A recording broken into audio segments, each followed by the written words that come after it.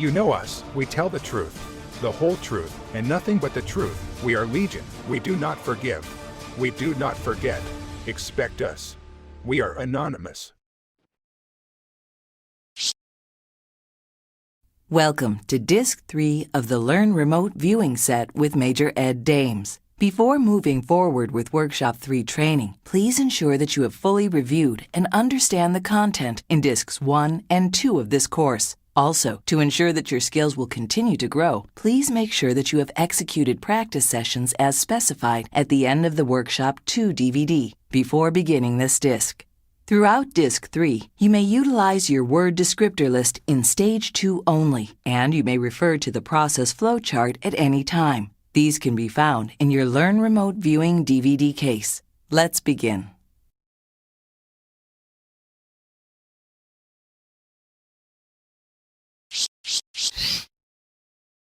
We're going to tighten up your structure. We're going to introduce you to higher level problem sets, and I mean higher level. I know that this is a commitment. As you've seen, you've come a long way, and what you'll come away with are some very high-powered skills. Okay. So, goals this weekend. Generic goals are to make sure that you understand that flowchart. The flowchart is critical, except for the last part of the flowchart where we say that last paragraph at the bottom. That is for the capstone course, for level 4. In level 4, we do those kinds of things where we go in, where we need those higher level tools where we're dealing with something that's not a problem set, but is instead a project. A project requires many, many remote viewing sessions, and we have to go back in and explore idea templates, site templates, and turn what is normally a problem into a project. And we talk about project management in the capstone course, cover a lot of that. The bulk of this course will be discussing those sessions, how we attack each problem, and how we attacked it, and what our results mean. This is the first time where you'll be working front-loaded sessions. I'm going to introduce you to front-loaded sessions. You're being taught to solve a problem, solve for an unknown by yourself. Many times you're your own taskmaster. Most of the time you're your own taskmaster, which means you know what the question is. And you might think you know what the answer is. That's the bias. One of the things we're not going to do today and tomorrow, even with the front-loaded problems, when I give you a front-loaded target where we know what the question is, we're not going to discuss the problem ahead of time, because you're too, as new students without a lot of experience, you're too predisposed to biasing. Your biases will get in the way. A professional, we can discuss a problem till the cows come home, and we know that when we put our pen on the paper, we could pop up with anything. A virus can't cause an ulcer, right? But if that's what you're sketching, well, if it looks like a duck and walks like a duck, it's a virus in this case. So we know better then, but we can still discuss things, and we're disciplined enough so that those biases and preconceived notions actually don't get in the way, honestly, just because of discipline and experience. You don't have that yet. So we're not going to discuss the problem until after the session is over. Then we can discuss how we would have set it up, what kinds of things we would have thought about it. We'll have the answer. If you've stayed in structure, the answer to the question will be there, regardless of whether or not we discuss it. The answer is still going to be there. But it's much harder on you to sit here and discuss what that thing in the sky may be, especially if it's not a thing, if it's just a light, right? All right, target reference material. We're going to talk a lot about target reference material as well. In the past, we've just talked about the cue in terms of words. How do we word these matrix search terms? Think of an internet database search. How do we engineer this and orchestrate the search term? We're going to get more into target reference material now, and how target reference material can augment the search, how it can help and then sometimes hinder, not just photographs either, written text, Remember, we used a photograph in level 2 or something. I think it was an object that was taken by a Mars rover. We thought it was an object, and it turned out to be an object, but we don't go in with a preconceived notion and say object. Once you do that, the restricting effects of awareness kick in, and your mind, your active brain thinks that that's got to be an object, and it may not be. In experimental psychology, again, it's termed the restricting effects of awareness. We don't want to kick that syndrome in by discussing problems ahead of time. I'll show you, and in no uncertain terms, you'll have a photograph or you'll have the written search term there. And that may start your imagination rolling, and in fact it will. But we're going to go right to work on the problem itself and solve it, and then we can talk about it later. Is that clear? We're heavy on data analysis now. Not as heavy as we will be in level 4, but we're going to spend a lot more time on data analysis. You know by now how important that is, and how difficult it is as well. Many of the pitfalls in our work are not in the structure. The skill itself is relatively easy to learn and to teach. It doesn't take long to learn the skill.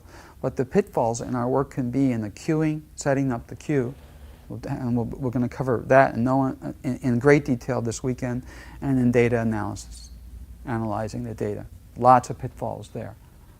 Okay, even though we'll be solving some real-world problems or some actual problem sets, this is still, that notwithstanding, these are still training sessions, okay? It's still training sessions. I'm not asking you to work real-world problems and to solve them for that purpose alone. I'm using real-world problems as training targets to introduce you to real-world targets, okay? And that's why we're doing that. We're not after answers per se. Although you will probably answer the question, that is not our goal.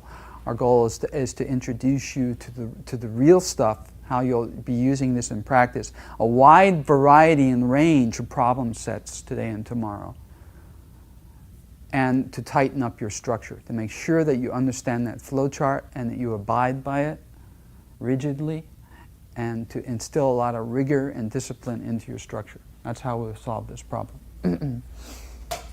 The first session today, session number 1, is a blind session. It's just, some of you, I know you've all been working very hard. It's sort of a review. It's a review after we're done with it, but it's just to get you back in the saddle again. Okay, that's why it's a blind target. Second session, we're going to be looking at, that is a front-loaded session. Second session today is front-loaded. I'll hand out at the beginning of the session target reference material, and it deals with disease etiology, the etiology of a certain disease. We're going to be looking at that, the origin of the disease. Okay. Third session today is a blind target, and that's an event recreation. We're going to recreate an event the way it really happened, rather than the way history tells us. Recent history or ancient history or whatever. It doesn't matter what event it is. But we're going to recreate it. We're going to use that particular event as as that particular class of target. Okay. The fourth session today is a topical search, and that will be front-loaded. It's a topical search where we put quotes around the topic because we're not sure of the question. Remember, I mentioned topical searches are things like the Unabomber, what's that? Atlantis, what's that? UFOs, what's that? Chupacabras, what's that? Is that really the question? Alzheimer's, what's that?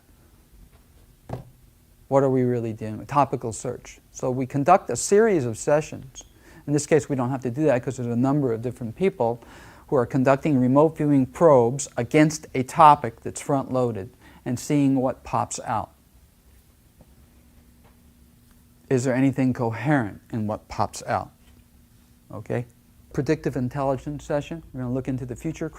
Take a look at a question. And half the class will be front-loaded, the other class will be out of the room.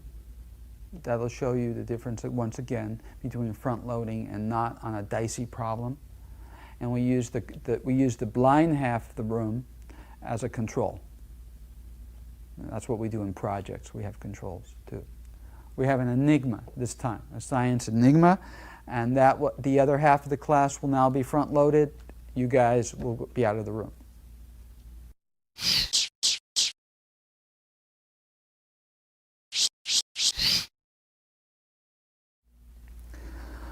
All right, this flow chart is critical this time. This is what we're going to be doing in this first session. We're going to make sure that you can follow that flow chart point by point by point by point. I can't overemphasize the value of your analytical sketches. The S3s of X, A, B, C, however many key aspects you have in your first stage 3. The analytical sketches need to be neat. The neater they are, the easier it will be for you to put together a site template. Okay? You don't need to reference this anymore. Just this. That's just the flow chart there. When you notice that we're going to be working off of bond paper, just blank bond paper. In terms of housekeeping and format, keep that neat as well. In your stage 3s, I actually want you to write out the prompts from the top of aspect X. You don't have to write the word aspect, it's implied by the square brackets. From the top of aspect X, something should, you can abbreviate here, something should be perceivable, whatever. All right? Produce the ideogram and go right into your stage 2s. Here's your S1 of X in this case, and then stage 2s of X. The time that it takes to write this, from the top of X something should be perceivable, that particular prompt ensures, once again we covered this in level 2, but I'll say it again, it ensures that you've given mind enough time to swing over and change its perspective to whatever you want, wherever you want it to go. It turns out, in my experience, that you need about 3 seconds to make a swing from there to there to there, or wherever you aspect X, A, B, and this writing the prompt out ensures that that will happen. It ensures that you have the 3 seconds to make the complete swing, that you don't end up grabbing a part of X as you're moving to A, that the 3 seconds moves your perspective all the way over the aspect A, whatever that may be. Okay? So write the prompt out. Where I want you to be really neat is on stage 4 also. Here, because you're using just a piece of blank bond paper like the pros do, S4, let's say S4 of X, you've got 8 columns across the top of the page.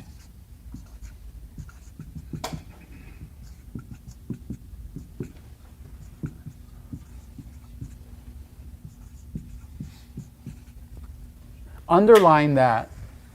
Put this up toward the top. That way you'll know when you hit the 2/3 point. When you start to hit the 2/3 point down here, you've got to break away and move on to an S1 of A in this case. Don't exceed this 2/3 point on the page for reasons that we discussed in level 1. All right? Our emphasis today is on the T and the I column in stage 4, as well as neat analytical sketches. It's on the T and the I column. A point's reached now. We want your pen in the T and the I columns and putting things in there. When we construct the site template, not that that's going to happen, not that this particular thing is going to happen to you today or this morning, but if you find that in the construction of your site template where you're trying to piece together the analytical sketches of X, A, B, C, D, whatever, however many key aspects you have, if some of the sketches, let's say this is the S3 of aspect A, if this just doesn't fit anywhere in your site template, if you can't find a place for it, it doesn't fit anywhere here, it may be somewhere else in time or space. It doesn't mean that but it's still necessary for a contextual understanding of the template. The context it emphasizes, in terms of context, is important. It still has to go in here, but stick it up in a corner somewhere. This goes over here. It's not part of whatever I've sketched down here. It could be in another time. This could be the results of this, or vice versa. Or this could be, let's say you're sketching a satellite here, up in space, let's say, and it's transmitting somewhere. This could be the downlink in Persia or wherever, or a submarine under the water. It has nothing to do with, it's not out in space with the satellite. This is the context that gives meaning to this, and it's in another place. Okay? What we want to get out of this weekend, one of the most important things, are very accurate site templates. We want to make sure that all of you can put together very precise schematic diagrams, because that's what a site template essentially is. Put them together neatly and systematically so that you can, that's what we're going to use to analyze our data and to use as a jump-off point for any further work that needs to be done on whatever you're doing. So the site template needs to be neat and properly labeled.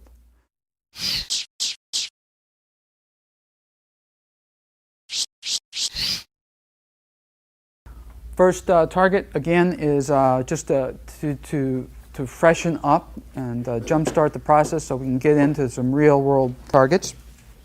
It's a warm-up session. Your unconscious is going to determine how many key aspects are going to pop up in your first stage 3 sketch, your freehand sketch. You're obviously going to have an X, probably an A, probably a B. Whether or not there's a C, D, E, F, and G is up to your unconscious. All right? You must go all the way to the formation of a site template, and the site template is made up of all the key aspects. Your unconscious would not have given you these things, whatever they are, if they're not important. Let's say these are both X, and this is, are they both A? No, I don't think so. I think that's A, and this is a separate B, and this is a C, and this is a D. They would not be there if unconscious didn't need them as part of a strategy to solve the problem. These things have to be explored. So, 10 minutes on each one of them. That's 50 minutes time on target right there, not counting other things that we do in the session. You probably won't have that many, but I'm just saying, in terms of orthodoxy, you must explore all of those because unconscious split up the solution to the problem this way, and all of those things are required for the proper context. In usually descending order. The most important one, by convention, we call X the target. And then in descending order of importance. Wean yourself away from that target descriptor word list. Because what does it do? It cramps your style. It slows down the spontaneity that we want in these sessions. We want you to pull the descriptors right out of your head. Whatever's popping up in the conscious awareness, get it down on a paper, whether it's in stage 2 or stage 4. Please do not use that list in stage 4, whatever you do. When I say, yes, it's okay to use this target descriptor word list here, I mean in stage 2, folks. Don't let me catch you using it in stage 4. You're beyond that.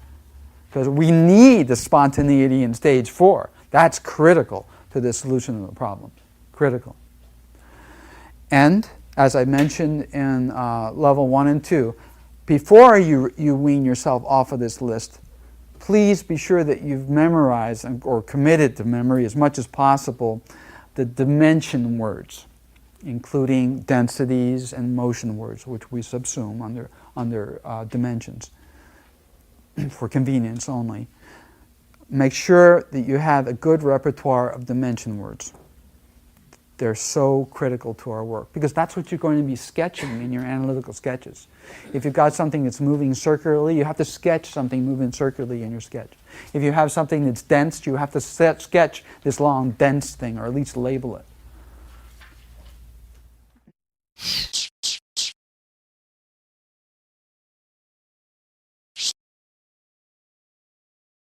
The first target is a practice target in order to reorient you to the RV process. It will be up to you to determine how many key aspects there are in your freehand sketch and to explore each of them. In all sessions from this point forward, you are required to execute movements on all of your labeled aspects and provide a finished site template for each session. You may use your word descriptor list in Stage 2. However, you should strive to memorize it as soon as you are able in order to prevent it from hampering the spontaneity of the descriptor words that enter your mind. Remember, you are always permitted to refer to the process flowchart when needed. However, this too should only be used if absolutely necessary. As with other RV sessions, you will once again require the use of a black pen, a stack of blank white bond paper, and a quiet working environment. I will now read the target reference numbers as Major Dames provides them on the board.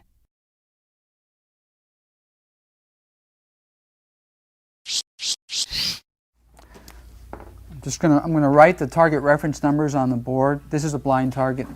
And just start whenever you're ready. The target reference numbers are 8403, 8475.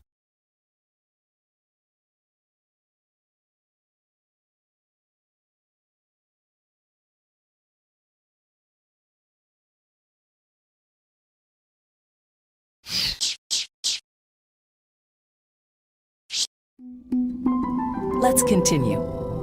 Please have your first completed session in front of you before you watch the target feedback. If you did not yet remote view the first target, stop here, go back, and do it now before proceeding.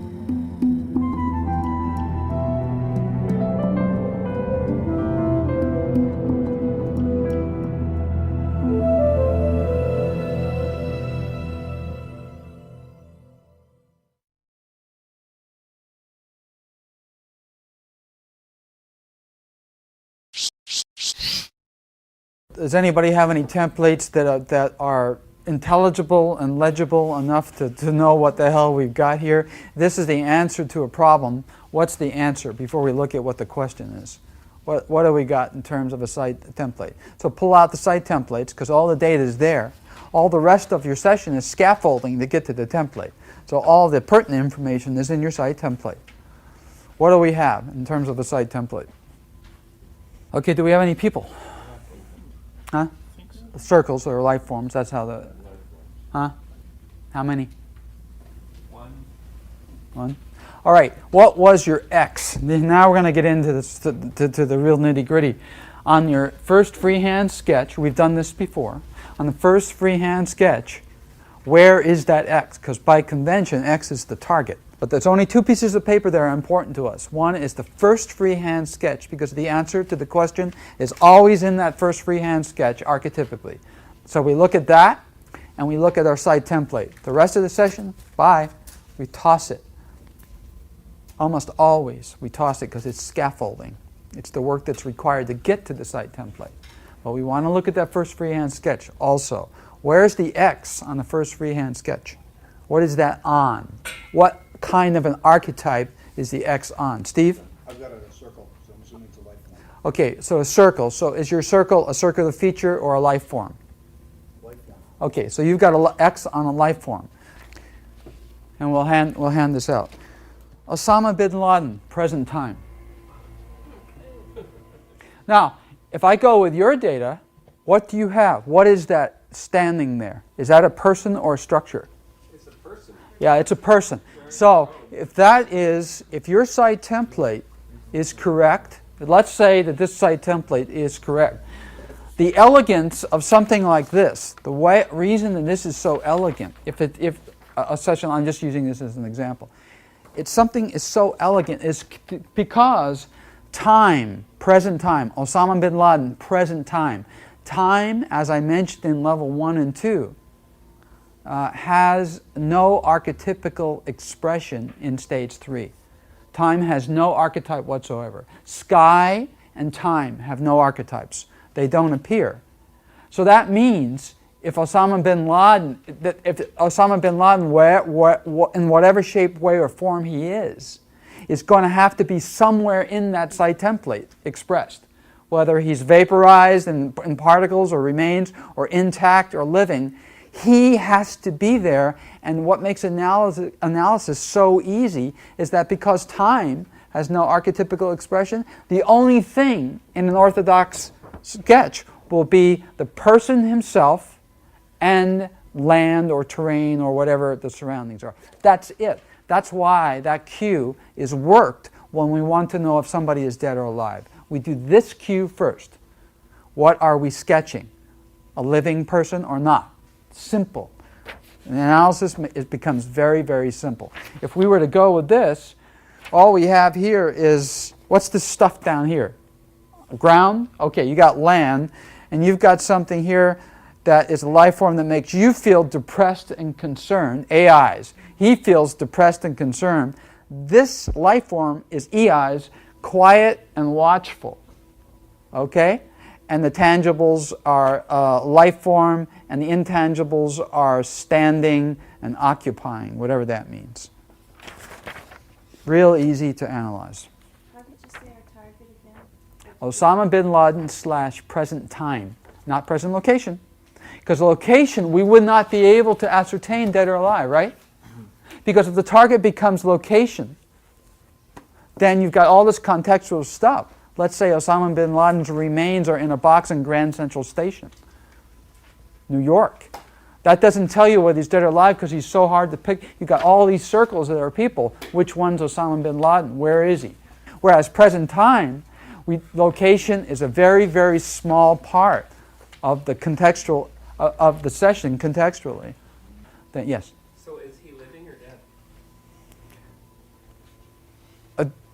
What does your data say? Oh, I'm just curious. Do you trust your data? Did you stay in structure? Did you stay in structure? Yes. Yes. That's not overconfidence. You stayed in structure. Yes, I stayed in structure. Then what does the data say? What does the site template say? We're not going to. We want other stuff too. What do we have that says he's alive? Emotions. Emotions. You don't have those unless the target's not going to have emotions if it's dead. Right. So you've got emotions there as well as a standing target and other things. So your data says that he's alive. Yeah. You have a single figure. You have an X and an A. That's it. Person and land. Okay. If he's not alive, then we're going to have just features, land features, or a box, or another type of a structure, or just stuff that's all over the place, and if his remains are spread to the four winds, or whatever, or underground, or something like that.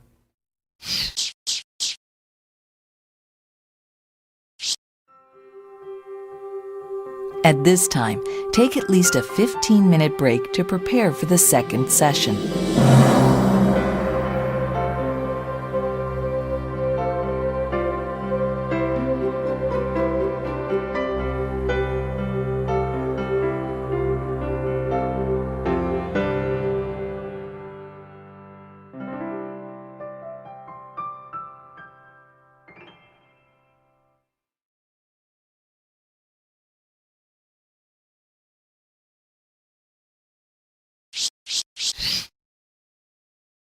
The cue, bird beak deformity.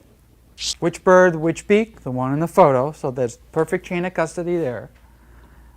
What's the target? We already know the bird's beak is deformed, so the target is what? Cause. Primary cause. I put down primary cause because if it's a synergetic effect, or let's say it's a group, a soup of pesticides, then it will make analysis difficult. So I want to look at the most causative agent, and I call that primary cause. The primary cause of that particular individual's beak deformity. So what are we looking for here in terms of analysis? What would I be, jumping ahead here analytically, what do you think I would be looking for vis-a-vis that question? common elements. I want to see the same thing in at least 3 or 4 site templates. Identical information in your site templates. When you see that, then if everybody has it, there can only be one answer.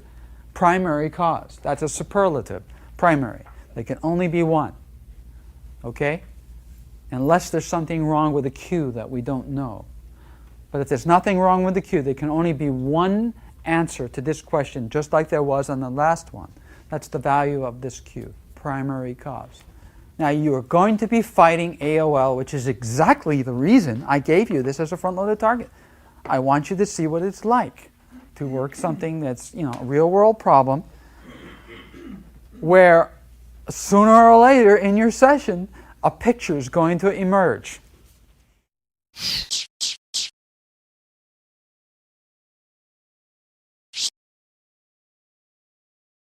This will be your first front-loaded target. By front-loaded, Ed Dames is indicating that you will be provided the target cue, or the problem that is to be solved before you begin your session. The purpose of this is to prepare you to perform sessions of your own choosing and successfully execute them without the need of another individual providing you with blind targets. Even though you know the target before the start of the session, as a new viewer, you should not think about, nor discuss or theorize what you believe the possible results may be. This will only invite your imagination to interfere with your session. By conducting front-loaded targets, you will require more control over your thoughts and emotions, thereby bringing your remote viewing abilities to yet a more controlled level. As with your previous target, mark as many key aspects that come to mind on your freehand sketch and explore each before completing your site template. Even though you are shown the target or cue ahead of time, you must still wait for the target reference numbers. This formalizes the cue to ensure that everyone is remote viewing the exact same target.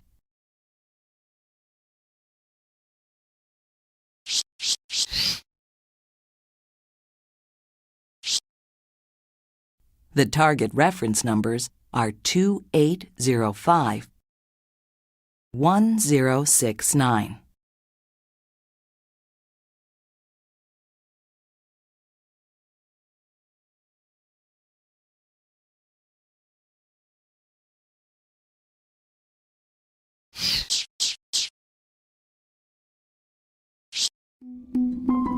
Let's continue.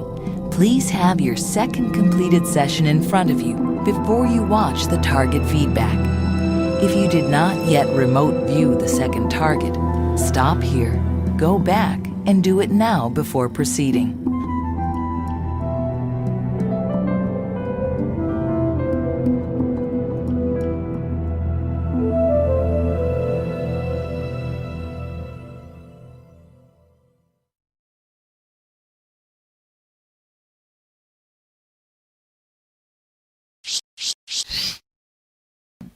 Mutually corroborating data. Whether the target is blind or front-loaded, it does not matter.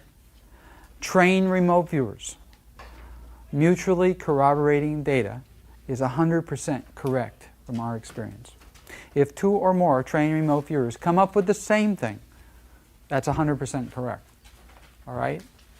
Now, this is a front-loaded target. So some of you are sketching your imagination. How many of you went into AOL Drive on this? That you let your imagination pull the session away and your session essentially became a storyline. Anybody, that happened to anyone? You think it happened to you? What was your AOL Drive? Harp. Yeah, harp. Alaska and harp, which we figure anybody that listens to Coast AM, and those folks, Alaska harp, bird beak, What's the answer to this question? What do our site templates look like? So what we're looking for here is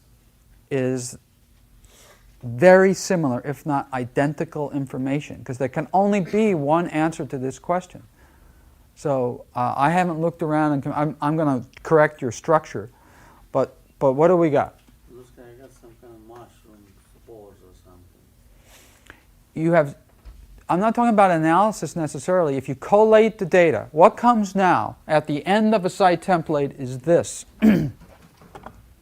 Here's what we do as professionals. We error trap.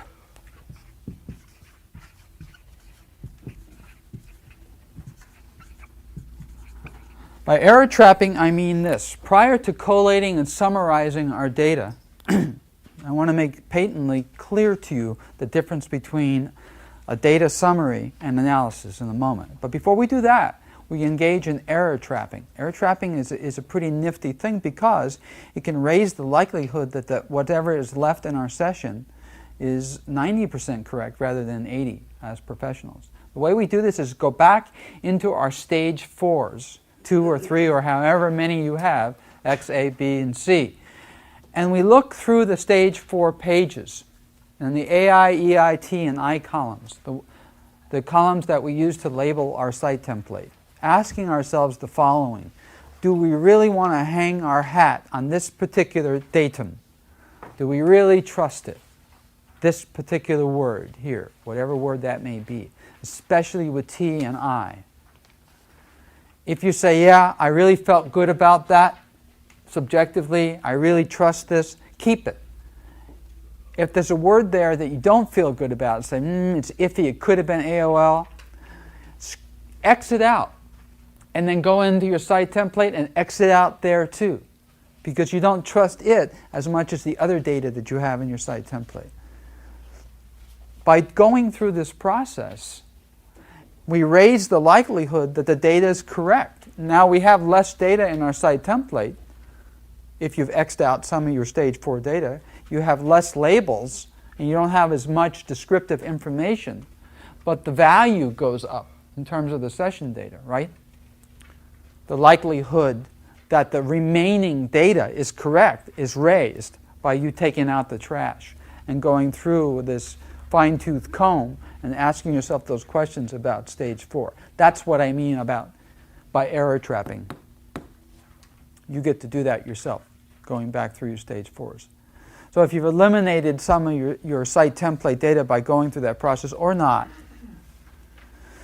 even if you haven't eliminated any data, if you feel good about all the stuff, you've still gone through the process of error trapping, and now you've still raised the value of your session data to 90% for a trained viewer, or a trained remote viewer.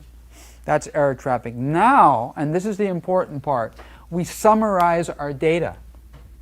By summarizing it, we first collate it. We collate the data. Well, I do this all the time in my work. Well, let's see. I've got 7 out of 11 viewers saying there's a great here. They actually use the word great, and then the other 3 use the word crisscrossed thing, a crisscrossed metallic thing. They didn't say great, so I can't use it. Even though a crisscrossed metallic thing is probably a great, I'm not sure. They said crisscrossed metallic thing. So when I collate the data, I use both those words. I have this group saying great, this group saying crisscrossed metallic thing. I may not use great if I didn't say the word. Same thing with your individual sessions. When you collate the data and you summarize it, the data summary, you may only use the words that are present in your site template. Only those words. And I'd like for you to write a summary right now. Write the word summary and summarize your data. Well, the way we begin this, I'm not going to ask you to do a summary every time, but this time I want to do it. We start by describing the site. The site is a whatever, an outdoor area or an enclosed area or whatever, but you may only use your own words. You cannot you can't embellish. Only the words that you use, just the facts, man. The site is a blah, blah, blah. At the site are, or at the site is something that is this, this, this. Also at the site are this, that, and the other thing. Got that? Summarize the data. This makes analysis far easier when you do this. Far easier.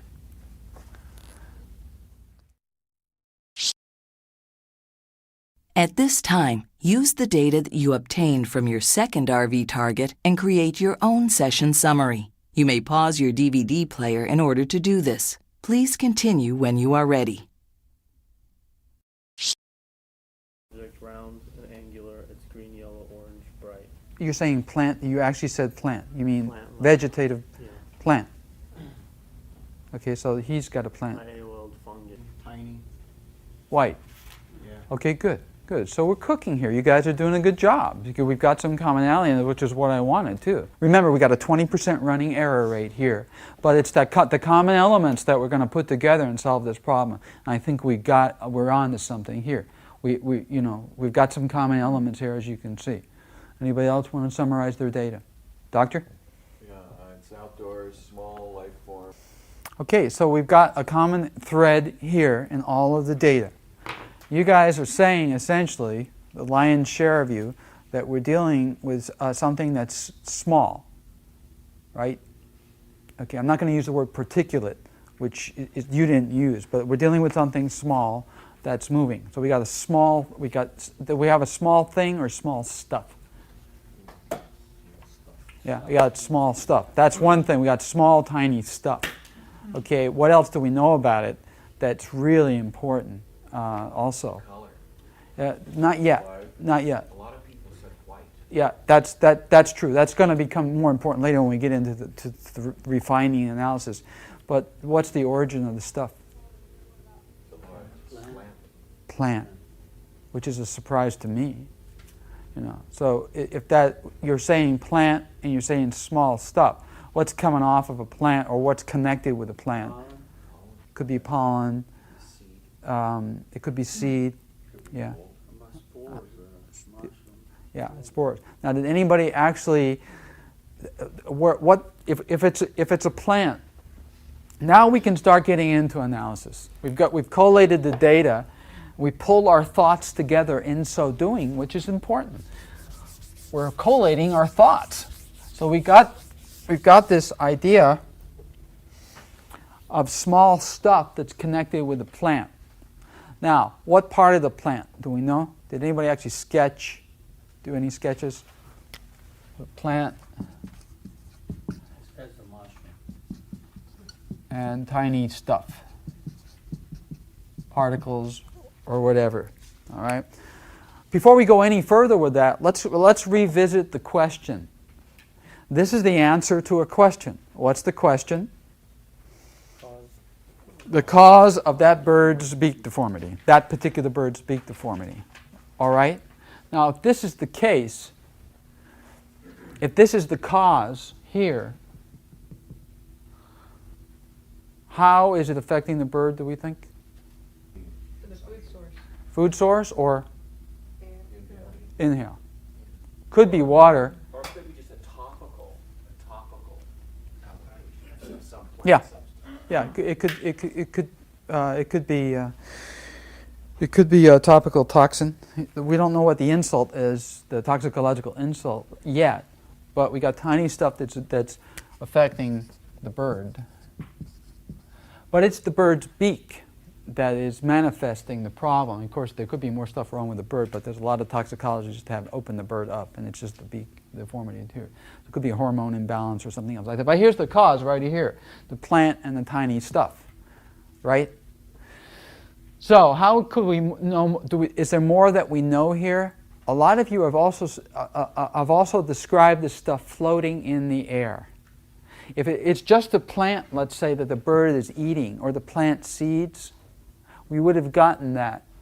We wouldn't have gotten this idea of flowing and blowing and being disseminated. All the people, most of you who are describing small, tiny stuff, blowing. Most of the people describing plants also get white stuff blowing. Small things, tiny things that are blowing, mostly dispersed like that. So what are we probably dealing with then? Now we can analyze, just like we did in level 1 and 2. Actually level 2, analysis. We can make some intelligent deductive guesses, and we'll form some postulates here. Postulate 1 is, I'll throw it out, pollen. Okay? 2?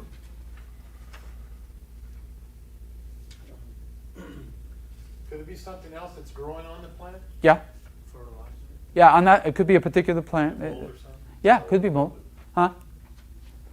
Well, okay, anything else? Anybody else want to take a I think a lot of people got water. okay, water. Something Water, but a waterborne thing. I mean, if the bird's drinking water and the water's got the same stuff in it, it's, you know, could still be the same thing. Okay, if we're looking at these things here,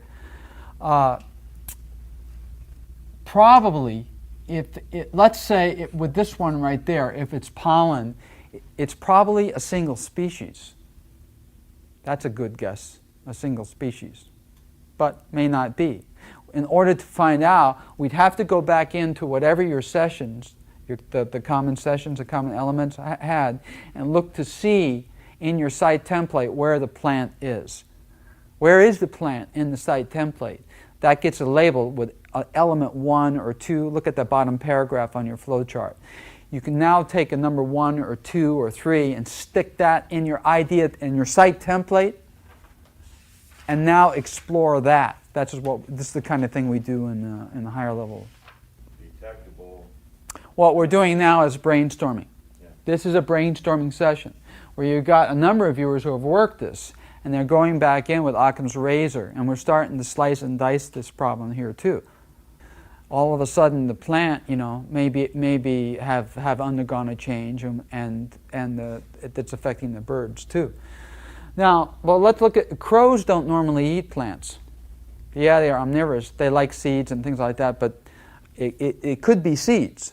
It could be seeds instead of just pollen. So we need to put that up there.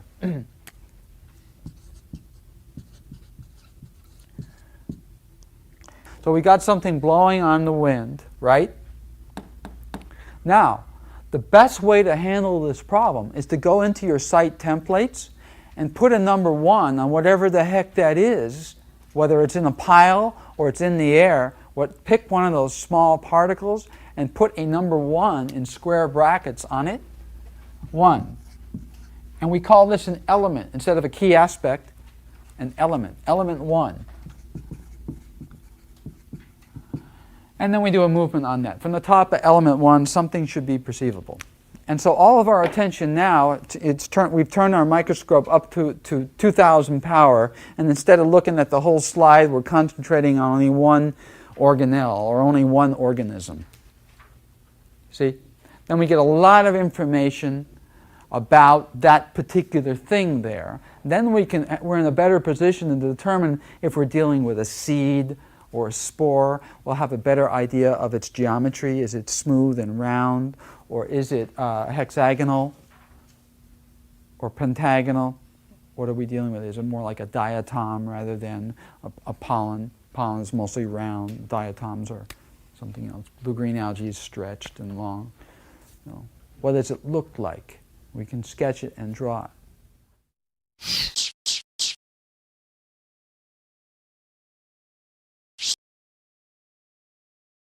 Let's recap a few things regarding data analysis. After you have finished your site template, it is important that you take a break before engaging in data analysis. This is to ensure that you can reliably focus on the data collected, and also to ensure that you're no longer connected with the site.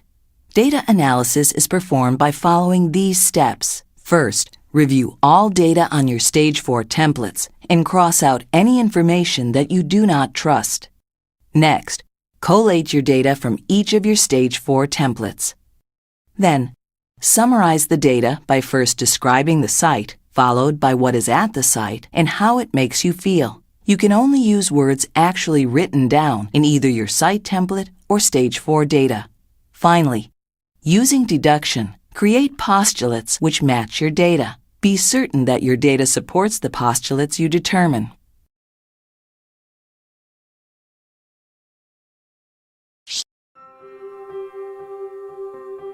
Pause your DVD player and take another 15-minute break.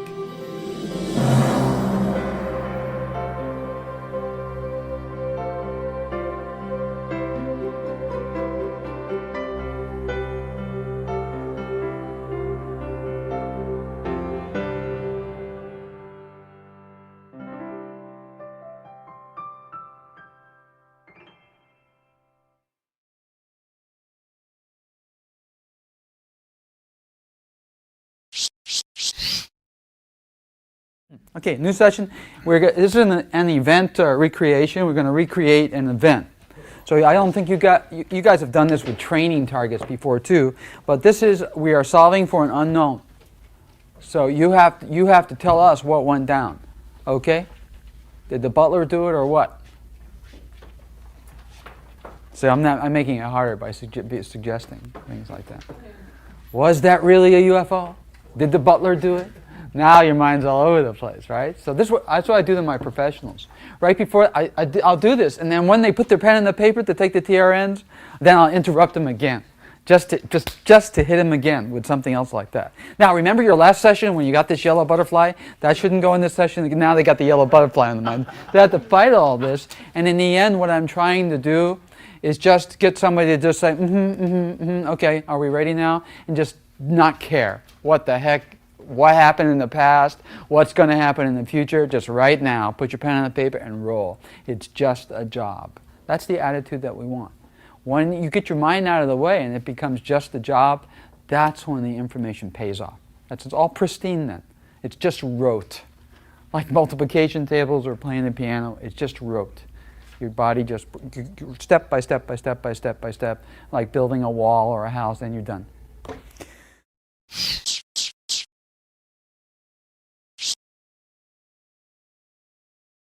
This target is categorized as an event reconstruction target and will be provided as a blind target. Please conduct this session as you would with any other. I will now read the target reference numbers as Major Dames provides them on the board.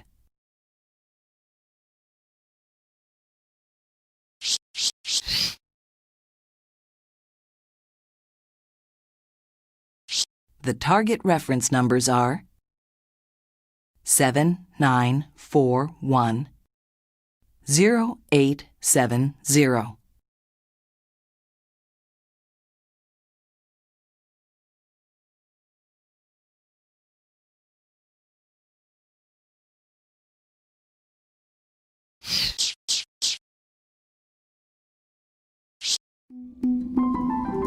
Let's continue. Please have your third completed session in front of you before you watch the target feedback. If you did not yet remote view the third target, stop here, go back, and do it now before proceeding.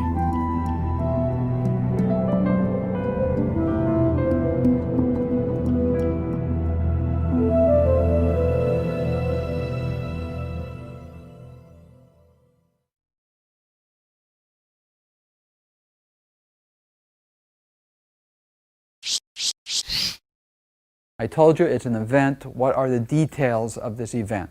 What's going down here? Okay?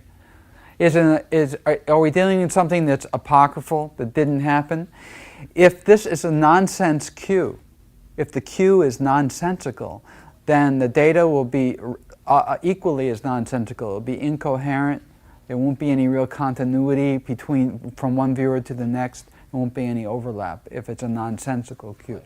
It's falling into an opening in an enclosure.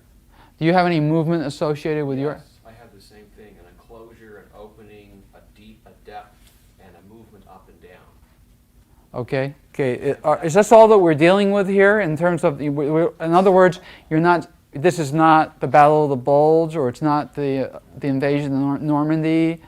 It seems pretty simple to me in terms of an event. Is it just a pogo stick? Do we have any people or life forms or animals in? Life form. I have life form. Life form. How many? 6. 2, 4, 5. So we don't have a cast of thousands. This is not a Cecil B. DeMille thing. So we have a small.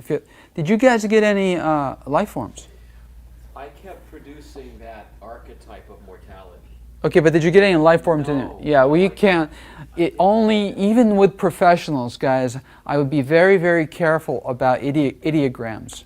Be very, very careful. Yes, they can be used in analysis, but I don't want you guys to even attempt it. We can't really use them, especially at your stage of the game, in analysis. Honestly, I don't use them anymore either. I just totally have abandoned using stage ones in any way, shape, or form. That's after 15 years of using them.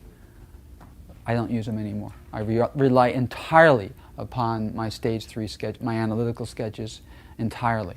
I don't trust ideograms the way I used to trust them. That's not to say that they're not important. They are vitally important, but I wouldn't use them in analysis. Okay? It's a good point, though, as you see. Did anybody else get an idea of death? Did we get death? Fighting with some fight. Death? Death. Fight. Death? Just death. Where do you find your X in your freehand sketches? Where is the, you have yours on the life form. Anybody else? Where is the X, which is our target? What is your site template portraying? How many life forms do you have? Well, I guess I only have one then. Okay, you have one life form. What's going on with the one life form? Life form, dead, flattened, toppled, fighting, sprung up, quiet. Sprung up. Sprung up? All right. Here's something else you can do to regain contact and grab some more information real fast, okay?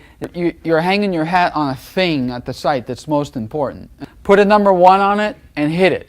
From the top of element 1, something should be perceivable, or the purpose. We do this in level 4. We get into we learn how to explore the site template and flesh it out with a lot more information that's usually enough so that we don't have to do a bunch of drawings and sketches. So the purpose of element 1 should be perceivable. The source, the origin, these are high-level terms. When you do that, keep in mind though, you're going to leave the site. If my target's a telephone and I don't know it, I've just sketched this thing and it's really a telephone. Let's say I'm looking for a bomb, right? And the bomb's in a telephone. And that's what I've sketched somewhere, this thing, and I don't know it's a telephone. I need to know more information about it. Instead of just doing movements on it, because I may not have ever seen a telephone before. I may not ever be able to call that by name because I've never seen one, right? But I might be able to describe it better to somebody else. So the purpose of element 1 should be perceivable. Now, my unconscious has to come up with a new stratagem in order to describe for me that the purpose of this, which is a communication device or whatever, and that's going to take me to a whole new scenario over here. It's like a brand new session. Event. Jesus of Nazareth / death. That's the event. Now, was there a Jesus of Nazareth? And if it could be wrong on 2 counts. If there was no such thing as Jesus of Nazareth, then there's no death at Jesus of Nazareth. Then what does your unconscious give you? It may give you total symbology. Are those things symbols? Or did you actually get wood and things like that? You know what? If there was no Jesus of Nazareth and there was no death, then your stage 2s would be all vacuous. You wouldn't have grainy, metallic, noisy, that kind of things like that, because there's no physicality. You would have dimensions and you would have ideas in your stage 4. But your stage 2s would be almost void because an idea has no physicalness. It pops up in stage 4, but it isn't real. It's apocryphal. Are those things that you guys got real? It's the placement of the body Death. The death means the moment of death. Death means death. That moment of death. Okay, the moment where a person expires. The extirpation of that particular person. You know, that's what we mean by death. We don't mean corpse. We mean the event itself of dying. But what does it look like in the session? Interestingly, there are some things transcendental-wise that do pop up with regularity in sessions like this. A lot of times you do have spiral motions upward or a motion upward that way. That idea is almost always expressed when a person dies. When things die, you get emotion that way. You do get those kinds of things. Just so you know.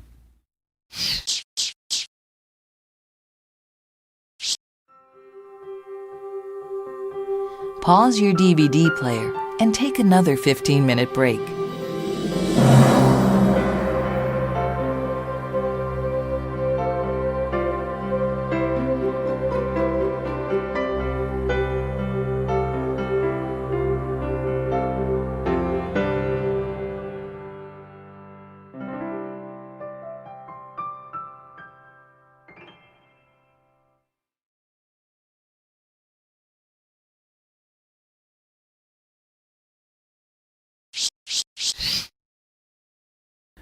every moment in this session, for those of you who are front-loaded in this session, that's going to be this side of the room.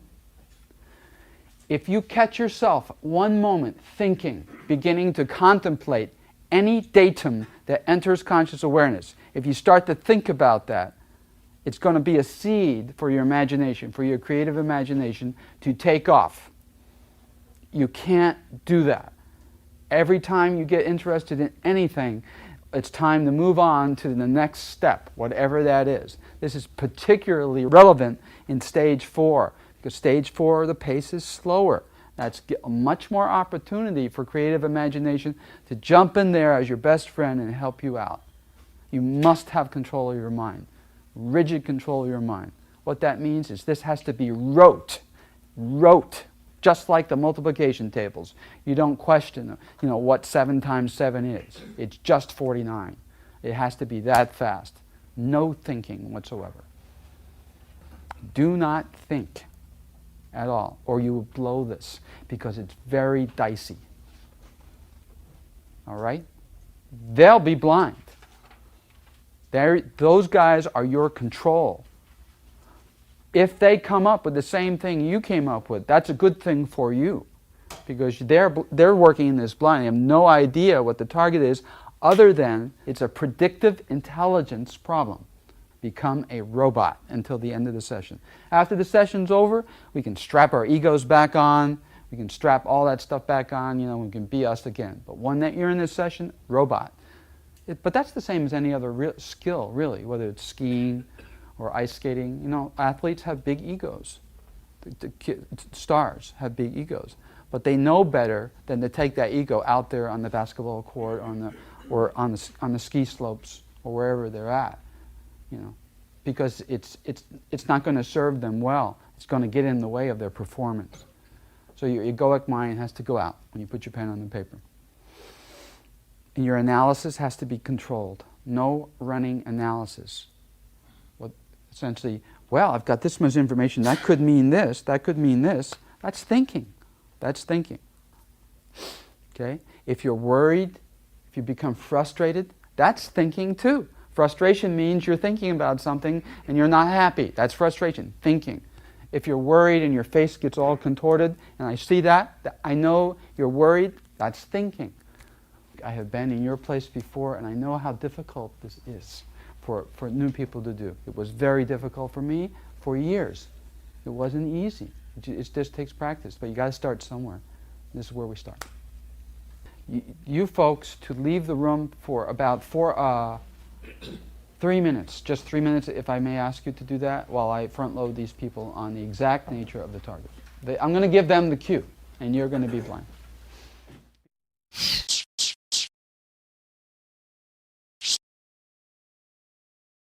For this target, half the class will perform the session in the blind, and the other half will be told what the target is in advance, thereby making them front-loaded.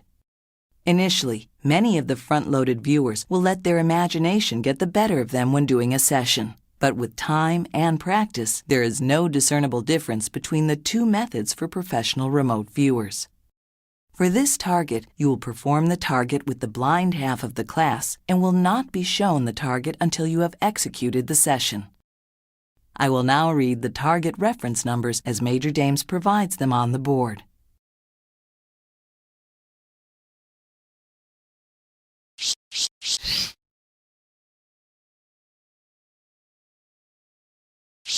The target reference numbers are 4900, 3998.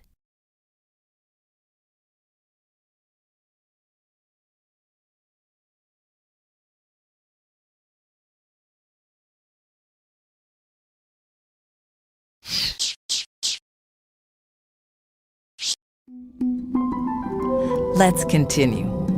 Please have your fourth completed session in front of you before you watch the target feedback. If you did not yet remote view the fourth target, stop here, go back and do it now before proceeding.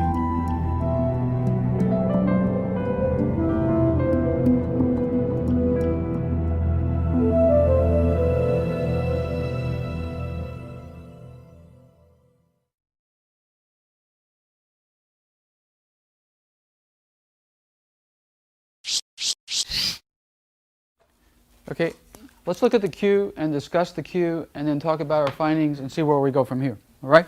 All right. So the Q, the actual Q was U.S. mainland / next deadly foreign terrorist attack. Now, there's preconceived notion here. There's a few things we need to talk about in terms of the Q. We discussed terrorist yesterday. What is a terrorist?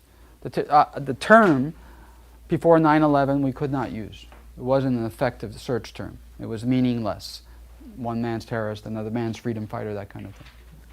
After 9/11, that day seems to have cemented the meaning, the standardized meaning of terrorist. The collective now knows what terrorist means. All right? So that's okay. The term is okay now. Deadly means what it means. Death. Death. Okay, so we're not dealing with a terrorist attack.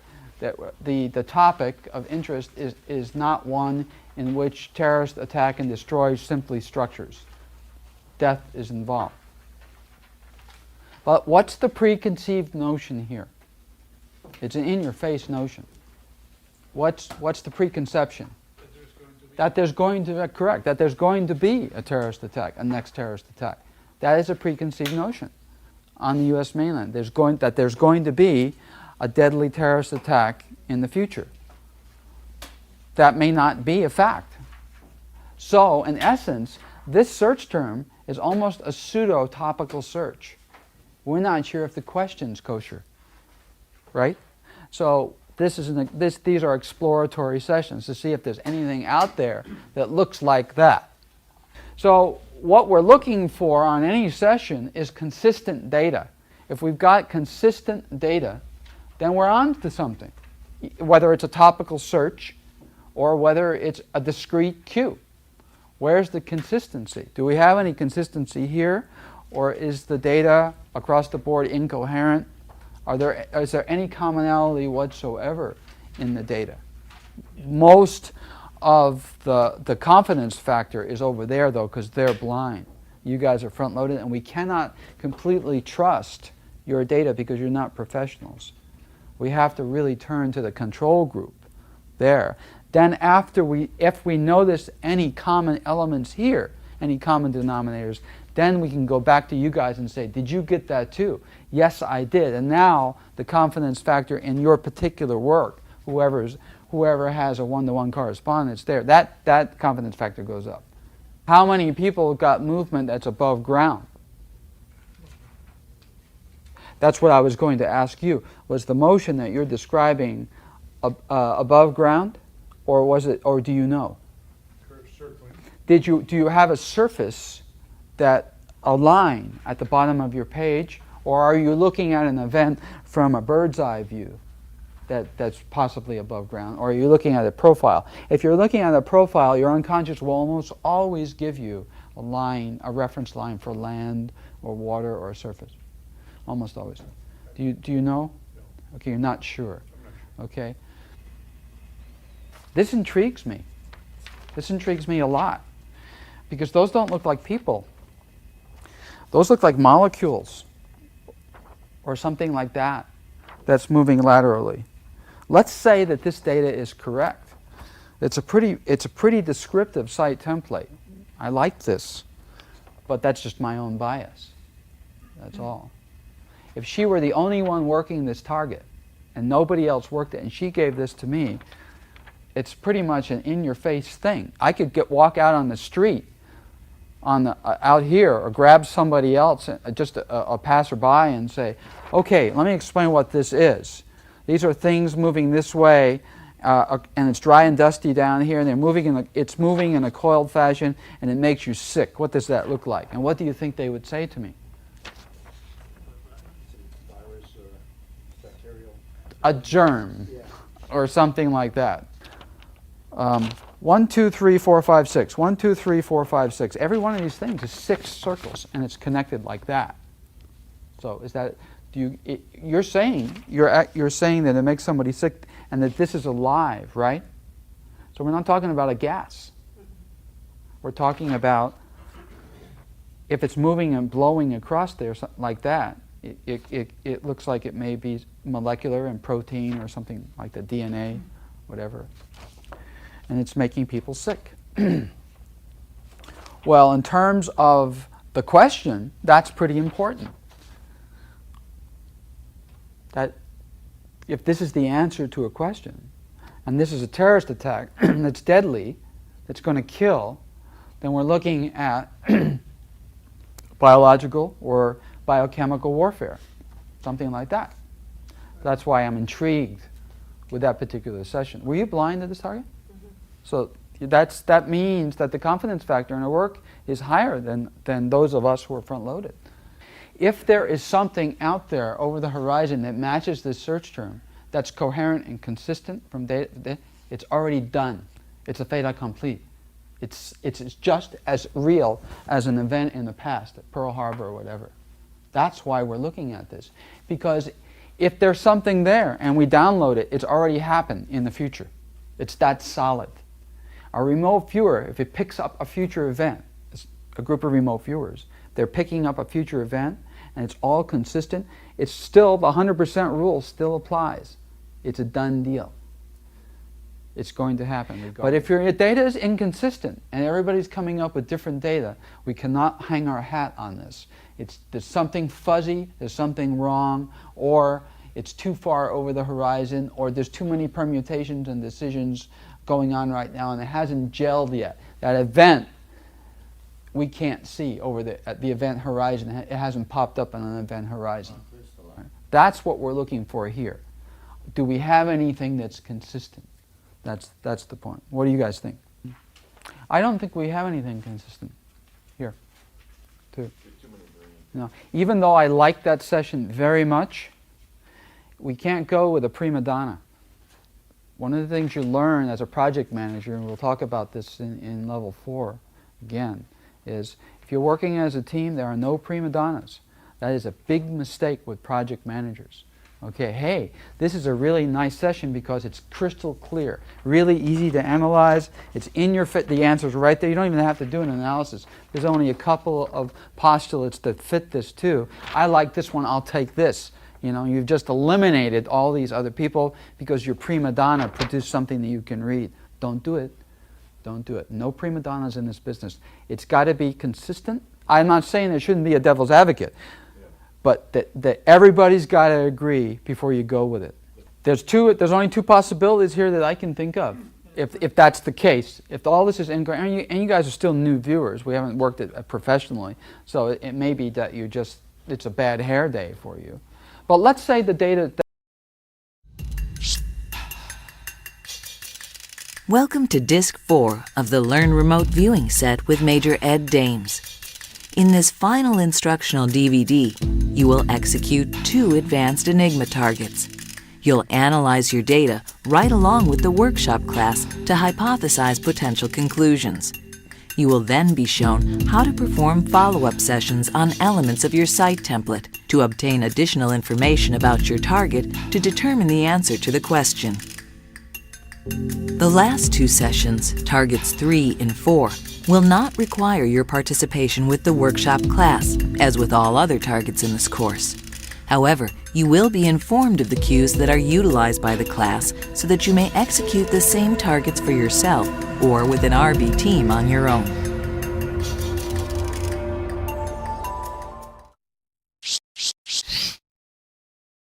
We call it a site template because most of the problems that you deal with will deal with physical entities, the physical world. You're going to be looking for a broken thing on your car or the space shuttle. You're going to be looking for the Lost Dutchman mine, the physical world. So we call that a site. It can also be called an idea template. If you're using remote viewing to gain some insight into abstract concepts, God, love, mathematics, or something like that, your data may only be symbolic. How do we know that the data is symbolic? Because when you express it, you will not be able to pick up smells and taste and temperatures because symbols don't have that. A cross, for instance, or a swastika doesn't have a smell or a taste or a temperature. It does have colors and it does have shape. So when we use remote viewing to investigate ideas have a reality, all their own, life, death, those kinds of things, then we may end up in a situation where we don't have a sight template, we have an idea template made up purely of symbols. We have to make sure this first session that this is crystal clear to everybody. I've tried to make it as simple as possible, okay? Use this on everything that you do. Those little arrows, put your pen on the arrow and look at what's next, what's next, what's next. Just like playing the piano. What note do I play next? What note do I play next? Don't look back. The only time that we look back in our business, as you know now, is when we do the analytical sketches here. Movement. From the top of X, something should be perceivable. We produce an ideogram. These stage 2s, at the end of the stage 2 list, we have dimensions. That's when we look back. In order to do the analytical sketch, we have to look back at the dimensions that we acquired here. That's about the only time that we look back, except for the construction of a site template, when we collate and compile all the papers, your analytical sketches and whatever. Constructing a site template, some people ask, well, I have an AOL. So what? You've already done an end run around the creative mind. It's too late. It doesn't matter whether you have an AOL or not, because it's not going to affect the output at all. It's done. The site's done. That's the beauty of the process. It does an end run around the creative mind. So follow the dots. You know, the next movement is the same as X. Exploring A, the same as X. Exploring B, the same. If you want to take a break, ask yourself if you need one at the end of stage 4. That's the only opportunity that you have to take a break. When you come back in, you start with a movement exercise. Wherever you're at, A, B, C, D, whatever. This time, I'm not going to limit how many key site aspects, I'm not going to limit how many you put there. Generally speaking, X, A, B, and the ones near the front in priority order are pretty much required to construct a site template. Why is that? Your unconscious has a strategy that it form-fits to you to solve a problem. What, in the viewer's thesaurus, in the toolbox, what kinds of memories does the viewer have? What kinds of memories of things and ideas can this viewer's ward, unconscious mind, use to construct a site diagram and solve this problem? It will draw upon whatever's in your noggin to do that. So it formulates a strategy, and that strategy first pops out as an ideogram, and then as a freehand sketch, which is the most important page in the session outside of the site template. The symbols that are here are all of the key elements archetypically expressed, and they are a function of your unconscious mind's strategy to solve this problem. All right? In stage 4,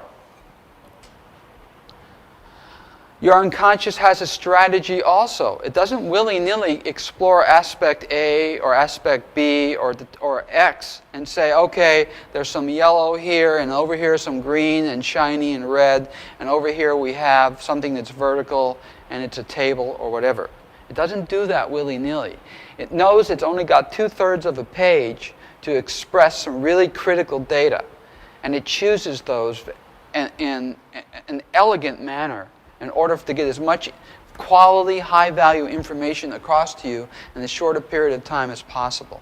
We know as professionals that if you exceed that 2/3 mark nominally, the rest of the data is going to be trash.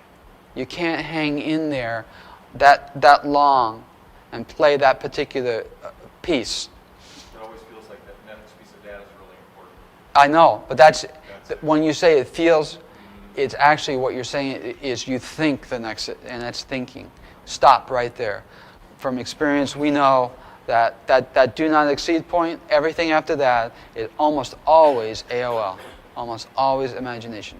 It's hung in there long enough. Stage 4, you know this is very, very slow. Stage 1, fast, produce an ideogram, 1 to 2 seconds. Stage 2 is metronomic, click, click, clicks, textures, colors, smells, tastes, temperatures, sounds, dimensions. Stage 3, 15 seconds, a little bit slower. Stage 4, slower yet. It's 3 seconds per column. And in the 2/3 of a page, you're talking about a couple of minutes in stage 4. That's ample time, especially with all those high-level data, for your creative imagination to say, ooh, ooh, it's got a virtual cornucopia of stuff to knit together and say, I know what this is. So we stop it. We pull the plug on it. That first stage 3 sketch is critical. If you blow that, you have to abort the session and start all over again. You cannot employ your mind in that freehand sketch. Having said that, it should be fairly neat. Try to keep it neat. Commit, get the symbol down, whatever it may be, and let it flow. It's a very, very different animal than your analytical sketches, which now require you to select and intuitively place lines and dimensions on the paper. The answer to the question is always somewhere symbolically in the first stage 3 sketch, the freehand sketch. It's always there. It may not be in your face. And we know that our mind breaks up archetypes. So if we've got a volcano as part of the solution to a problem, mind will unfortunately take the circular crater, put that over here, and then the mountain over here. Having said that, however, the answer to the question is still somewhere in that sketch presented. When that comes back together the right way, when the puzzle pieces are reconnected in the site template, there is a diagram, a schematic diagram, a blueprint for all the essential elements of information that make up the problem and the solution. And that diagram, the blueprint, is usually enough to solve the problem and say, oh, this is what's going on. The hip bone's connected to the leg bone, that kind of thing. And here it is. That's the answer to the question. You'll see that in many, many problems. What brought down TWA Flight 800? What's broken on this? You usually don't need to do a full-blown drawing to solve that problem. You can, but it's overkill. If you need more than a couple of sessions to solve a problem, you may be dealing with something big, and that will turn into a project. By definition, by connotation, X from the top of X. Don't use the word target. The only time that we use target, from the top of the target, inside the target, those kinds of things, the only time we use the word in a movement is when the site and the target are synonymous. When the site and X are synonymous, hey Ed, I've only got one thing here in my first freehand sketch. X. There's no A's or B's. There's no context or anything else. It's just an X, which happens. Under those circumstances, you can drop the X and just call everything the target, because it's just one thing there. From the top of the target, something should be perceivable. Any other time, you have to use those square brackets which connotate a key site aspect. X as the key site, number 1, site aspect. A is the next one, the penultimate important one. From the top of aspect A. You don't have to write the word aspect because it's implied by the square brackets. After you hit the site template and you go on to explore some of the elements, element 1, element 2, you don't have to worry element either. It's implied by the square brackets. The strategy that your unconscious has to solve the problem, you can't monkey with. You have no idea where you're going and how your unconscious is going to take you to the finished site template, which is worth its weight in gold in our work. It's a jump-off point for everything else that we do.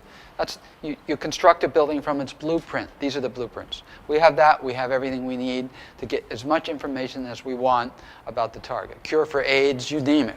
That first site template has all of the zip files we need to solve the problem. Where you go from the site template is now your conscious awareness pops in. You can consciously select your own stratagem. Whatever is there in diagrammatic form in the site template, you can choose to investigate. And now unconscious has done what it had to get you to the blueprint. You can turn your conscious attention to any element in the site template now and explore it in turn. It's your strategy now.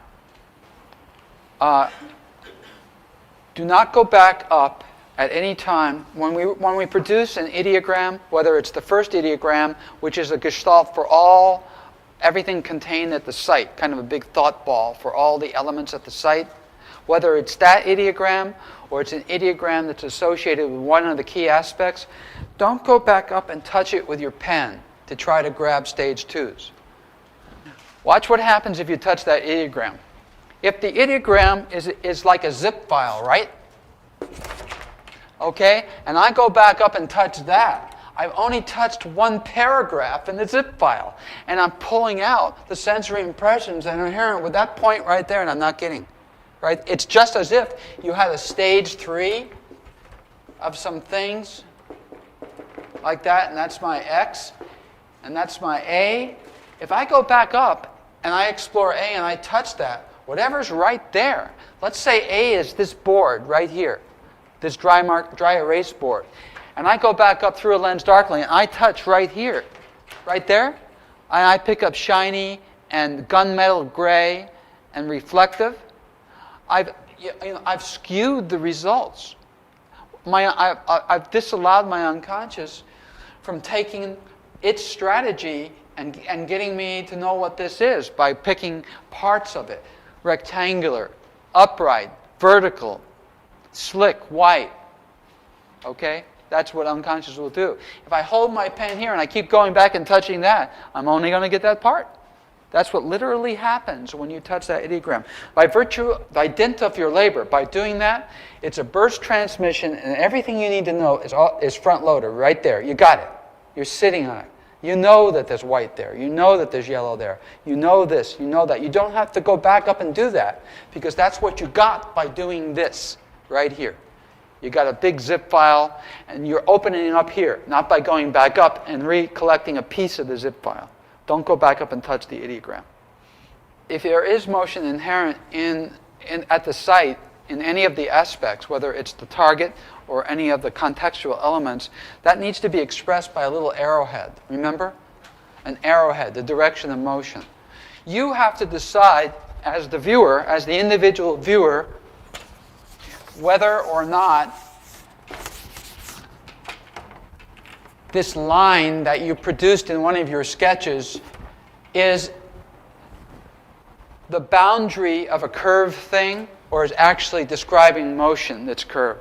Or both. If it's a roller coaster, you've got a fixed curved thing and something moving on top of it, which is pretty hard to pull out once in a while, but unconscious will help you do that. You have to decide, gee, is that something moving this way or is it just something that's there? That's up to you, the viewer. But if there is motion inherent in that, by all means, put an arrowhead right there to depict that. It's important.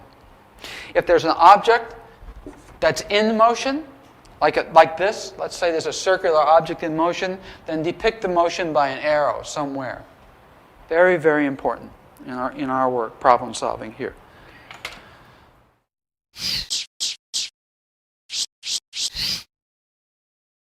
The biggest problem that I see is out of structure sessions. Out of structure means you've skipped a step, ignored one, or given short shrift to one. Skipped an ideogram, which is a major error, or skipped the stage 4. If you don't do the stage 4s, the viewer can still put together a site template, but you won't have any labels.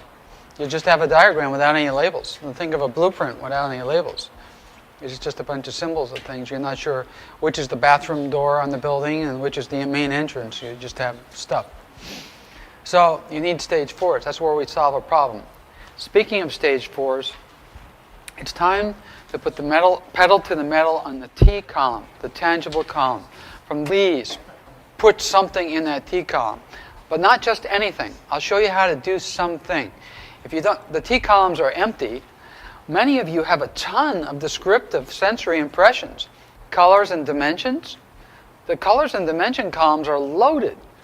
Well, what the heck is long, wide, flat, heavy and dense? What is that? It's a thing. Put your pen in the T column. Well, I've got a thing. A thing. Just put thing down. What's the nature of the thing? Well, it's an object. Or it's a life form. If you just have thing, that's fine also. Go back to the S column. Tell me more about the thing. Well, it's also green and slick. And it's also kind of tall. Then go back to the T column. I think it's man-made. That's not a T. That's an I. Intangible idea. You can't touch man-made. So man-made in the I column. Go back to the T column again. What kind of a man-made object? Well, it's an object, or it's a structure. Great, go back to the S column again. Okay, it's also, well, wait, it's glassy and hollow and blah, blah, blah. Any port in the storm. Whenever you get an anchor hold, you can get an anchor hold on anything. If you, the first time you put an entry into the stage 4 S column, sensory impressions, 5 senses, whatever that is, it belongs to something. Your unconscious is processing the something. It's got an aspect of it, but it belongs to something. Usually that something has a form, and usually forms appertain to objects. So you've got something. Hold on to it. What's green and wide? What's low and slick? Liquid, T, liquid. Gas, whatever you got. That goes in the T column there too. I'm not sure I understand how that's not a thought process. That strikes me as a logical, I have A and B and C, therefore tangible. Watch. I don't understand. Okay. Let's say this is my target. Let's say this is aspect A. Now I'm in stage 4. I've explored it already. I've done an analytical sketch. My analytical sketch may look like this.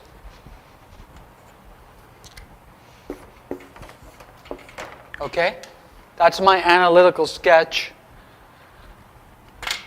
of aspect A. I don't know it's an overhead projector, because ergo the term remote viewing.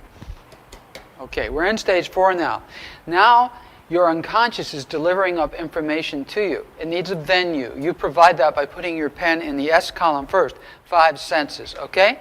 And unconscious says, I've got something that's brown and glassy, right? And it's also bulky and heavy. Now you know those things. All you have to do is put your pen in the T column now, and it will provide it's done at the preconscious level. By virtue of you putting the pen in the S column and the D column and capturing enough of that data at the preconscious level, just before the data crosses the liminal gate up into conscious awareness, there's some sorting and sifting going on, there is analysis going on, and your conscious awareness is looking for labels. At the preconscious level, you're looking for labels, and it'll find something if you put your pen in the T column. Thing, I got a thing. Instead of air, or trees, or whatever, you don't have leafy and all of that, you got a thing. All you have to do is put your pen in the T column. Do you know why it works? Because at the preconscious level, there is analysis going on all the time. The analysis took, you consciously, it is verboten for you to take the brown and the glassy and the heavy and the thick and do anything with it. You're not allowed to think. But cranking away at the preconscious level, your mind is looking for a label, and it finds something. Thing, object. It is an object or a structure. If you put your pen in the T column, that will drop out of the outbox into the T. What your problem is, you're actually thinking. You're actually thinking, you put your pen there, and the thinking is getting in the way. Once it starts flowing, it will happen. The I column and the T column are the last column, are the last places, venues for information collection that the viewer will find, will be able to be facile with. So it is a fight. And then you have to say, well, gee, how do I know this is an AOL? You don't. Not yet. Yeah. But it will kick in.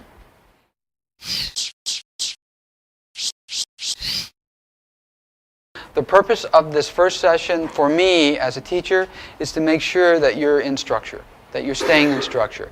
Your job is not to worry about what the target is until we end the session and we talk about analysis. We'll do that together.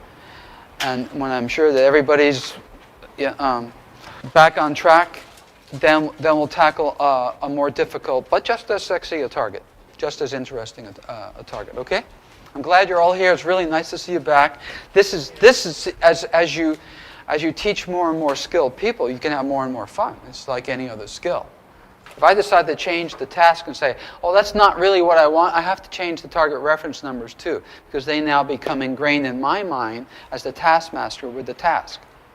when you're your own taskmaster, if you decide to put some TRNs down for, let's say, your friend's illness, to diagnose a treatment for your friend's illness, and then all of a sudden you say, you know what, I want to go back and look at the source of the illness first. You can't use those same TRNs because you just use them to point to the treatment. Now you have to gen up a set of TRNs to point to the origin. Different set of numbers.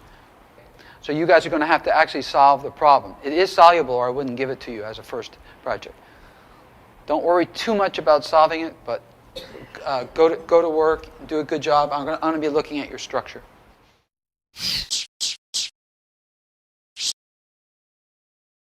You are about to begin Target 1 on the RV4 DVD. At this point in your RV training, you should have memorized the word descriptor list and the remote viewing session flowchart. You should not be using anything within your RV sessions besides a small stack of blank white bond paper and a black pen. If you feel that you may require additional practice or review to become more comfortable with executing sessions in this manner, please feel free to review previous Learn RV DVDs or to conduct additional practice sessions. Your first target is an enigma. I will now read the target reference numbers that Major Dames provided to the workshop students.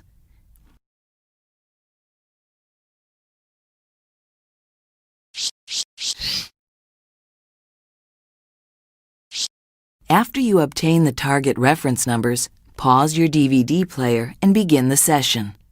The target reference numbers for Target 1 are 86394472.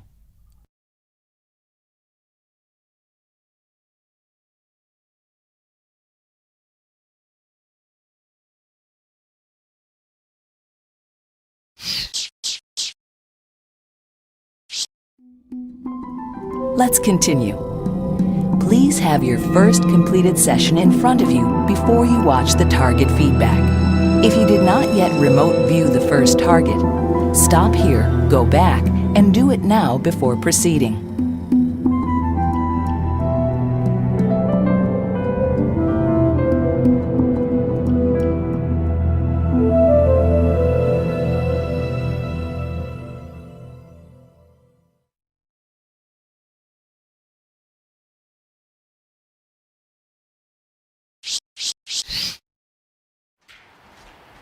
The Navy, for many years, had a bunch of hydrophones under the water worldwide, secret stuff, and they became obsolete because of a new technology.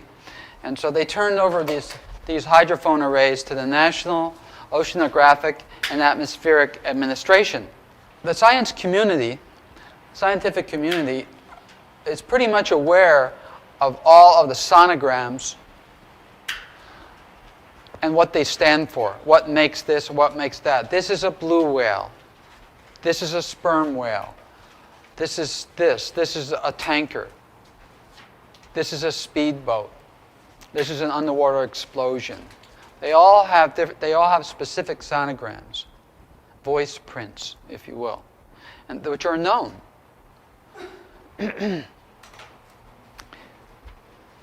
From this worldwide array of hydrophones. But there are a few, as you see, look, this is underwater volcano, different species of whales and different water and zones. And even though the water is different temperatures and you would imagine that you have different sonograms, they're still close enough that you can recognize each of the species of whales. These are knowns. There are, however, some enigma.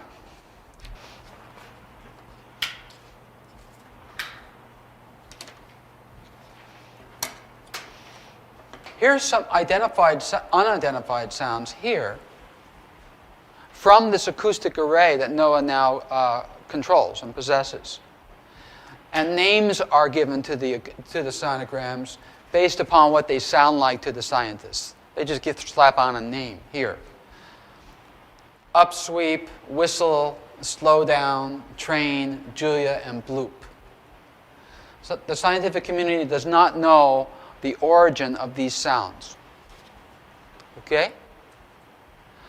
So I chose one of those, enigma, this one, what they call the bloop. All right? That's the one that I chose as targeting material. And as target reference material, I used the sonogram itself.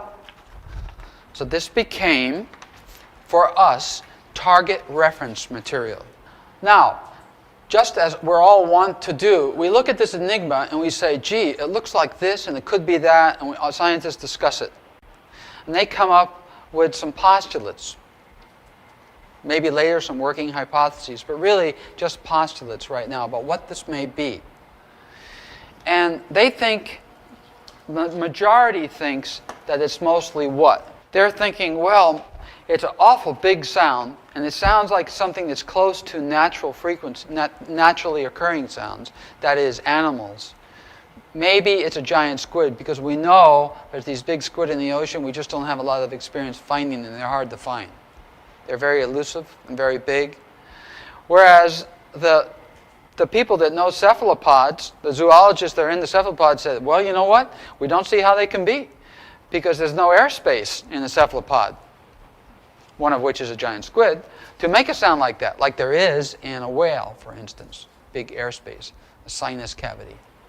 So there's nothing that can make a big boom like this that would travel thousands of miles underwater, and it does. So how do I find out, using our techniques and methods, which work, what that is? Is that just an error in the central processing unit, wherever the fusion center for sonograms is at NOAA? Maybe something went wrong with the equipment and that's a spurious signal or something like that. How do we find out what the heck that really is? This is how we do it. What would we use? What aspect here? You guys really don't know this. I'm going to show you what to use, and then you'll see the range of cues that we can have. What do we want to know about that? Do we want to know its source? The source of that sonogram? What's the source of the sonogram? What made this is a piece of equipment. So we don't want to turn our attention to the source. It's like, oh, gee, you know, I really didn't. What I really wanted was the what? The origin. The origin, not the cause, but the origin. We want to know what the origin. See that word right there? Origin? Yeah. So that's what I used for targeting material. The origin. So when I gave that to you, the TRNs, the target reference numbers, became the pointer that pointed to this idea, the origin of that. And that's what you were remote viewing. So it becomes interesting in your site templates now. We want to turn our attention to what was X. Let's take a general, broad look at what X was here, because that's our target. The rest of the stuff, some of you probably got water or liquid or something like that. That's context. But what is X in your site template? Okay, so you're saying it's man-made, the origin man-made. Anybody else agree with that? Yes? Why? But your data better support that. What are we looking for first? Your summary data. Your summary data. Just the facts, ma'am. What's the summary? You collate your data. At the site, the site is a structure or structures on land or whatever, in water. Some of you may, again, it's very difficult for new viewers to pick up water. The site is a structure. At the site is motion. The motion is this, that, or whatever. At the site are objects. The objects are blah, blah, black, round, shiny, or whatever. That's how we collate and describe this. Those words may only be taken from your data. That's it.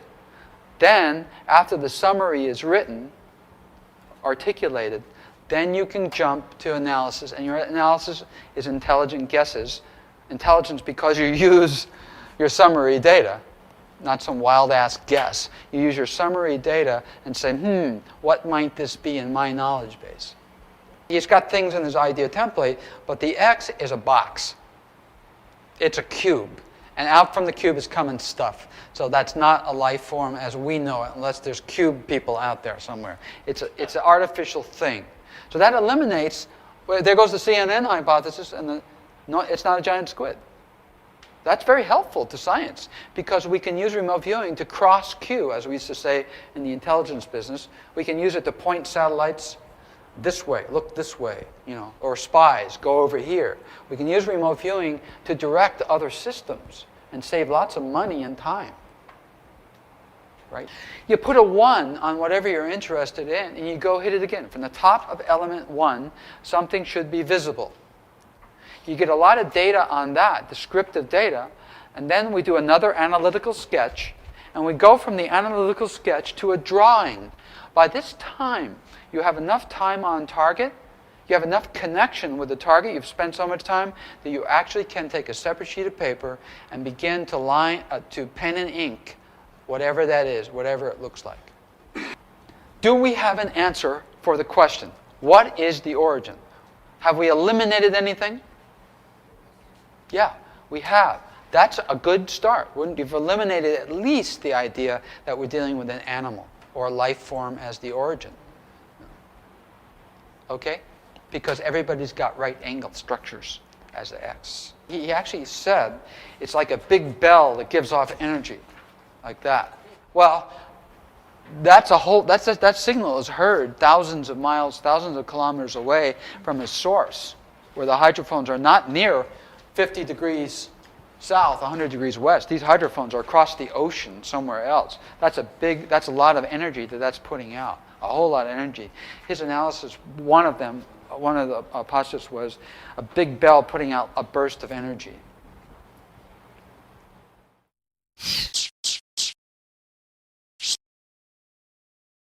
Let's keep the pace going. Instead of Major Dames conducting a target preface, we're going to jump right into Target 2.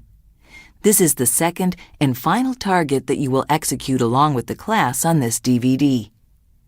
This second target is another Enigma target. I will now read the target reference numbers that Major Dames provided to the workshop students.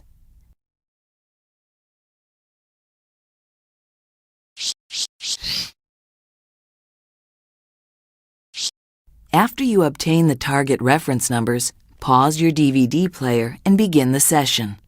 The target reference numbers for the second target are 5833 2774.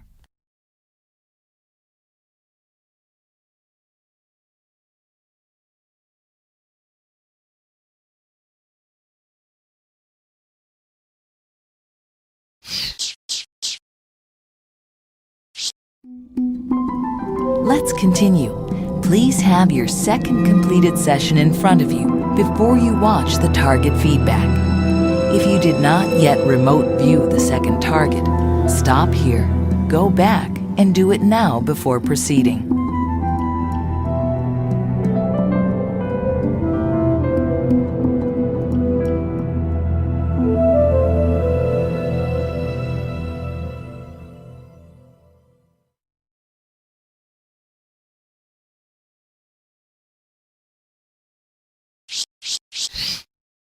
This is an ice circle. These pop up here and there sporadically. Very thin ice. You can't walk on this without breaking through. And they're actually cut into the ice. They're chiseled by something which appears to be an instrument. Those are ice shavings around there. Actual ice shavings. So what did that? It's an enigma. They're field investigators and they're scientists, and they pay a lot of money to do analysis, laboratory analysis. Some of the best labs in the country or overseas if they have to, could not come up with a conclusion about what made this other than it looked like it was cut into the ice. That's it. Their best investigators could not solve this problem. They have no idea what made that circle. Enigma.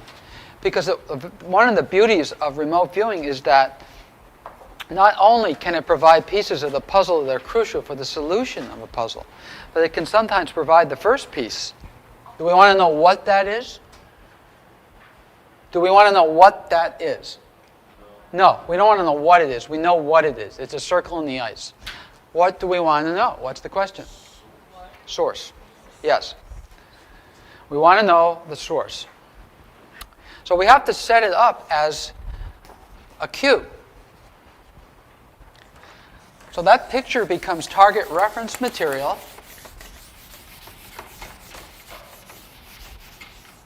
I chose as target reference material the top picture, the top photo, because I don't want a person in the photograph, right? That just mucks it up.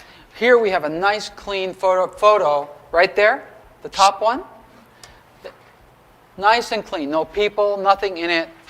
And I can draw an arrow, which I did, on the target reference material. I drew, not an arrow, but a line from there out here. And over there, I put these words. What do I call that as a target? What should I call it? What? Ice circle. Yeah, I could do that. Why name it at all? I've got to point it right at it. Just call it a target. Target. I assign a couple of target reference numbers, which we did over here. 5712 3684. That's my target. That's not good enough, right? I don't want to spend 45 minutes describing ice. I want to know the source. So we qualify this with source. Now this becomes our target. And this whole thing is what? A Q. This is our Q. Target 57123684/source. There. But now how do I give that to you completely blind? Because if you walk in here and I say, okay, I want you to write on top of your paper target 57 about source, that's still not clean. You're still armed with something here that may trigger your imagination. So what we do is we take this Q and we assign it a target reference number. Right? So now it's perfectly clean. We use another pointer to point to this pointer. And we assign 58332774. These become our target reference numbers for this Q here. Now that you know what the question is, what caused the circle? Is it an animal? Is it air? A natural phenomenon? You have a structure in the air. Cutting. Did you actually use cutting? That's what I thought. Broken by energy. Oh, neat. Okay. Anybody else back there? How about up here? We need a consensus on this stuff. We have to have as an analyst, you guys need to look for common elements. You got some common elements here. You got something. We don't know what's emitting necessarily, although I think two individuals said structure. But we've got something coming into the target that we've got lines. We have something moving. Two people said energy. The emitter is a structure.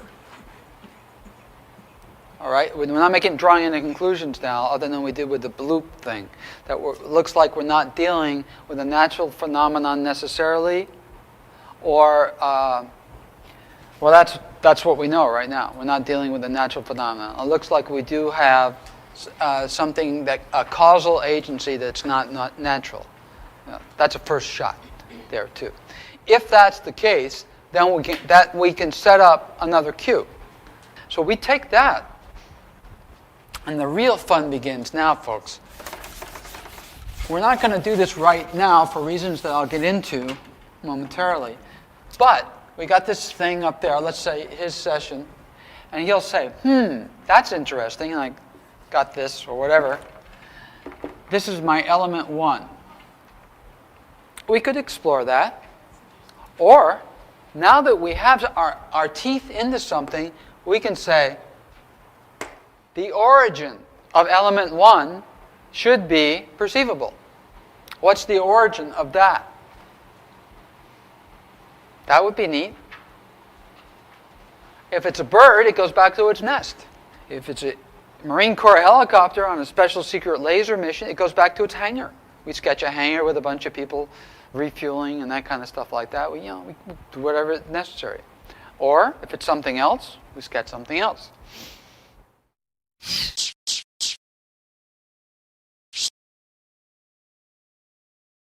You have completed the active sessions on this DVD. Now sit back and relax as you watch the Level 4 workshop class students execute the 2 final advanced targets. First, they will execute an open search, which simply consists of the cue open search. An open search is the most difficult target class since the viewer does not even know the question. Experience has shown that running this cue almost always provides a newsworthy event that will take place in the near future, usually within the next 2 to 8 weeks. The second and final target is an optimal near-term investment. This cue will provide the class with the current most profitable investment for the near term. From experience, we know that the matrix interprets the phrase near term to be the immediate 2 to 4 week period. You may feel free to run these 2 separate cues on your own or with an RV team.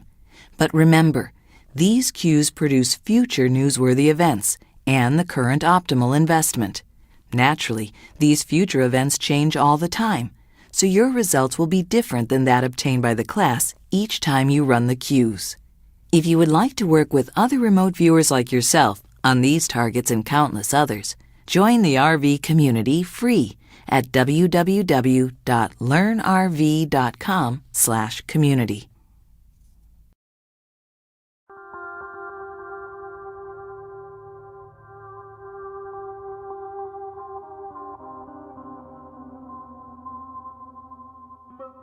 On March 11, 2004, a terrorist attack was carried out on innocent civilians in Madrid, Spain. This horrific act took the lives of an estimated 200 individuals, with over an additional 1,000 more wounded. 5 weeks earlier, on February 29, 2004, Major Ed Dames and the Level 4 workshop students conducted an open search remote viewing session. This session accurately predicted the soon-to-take-place event in Madrid.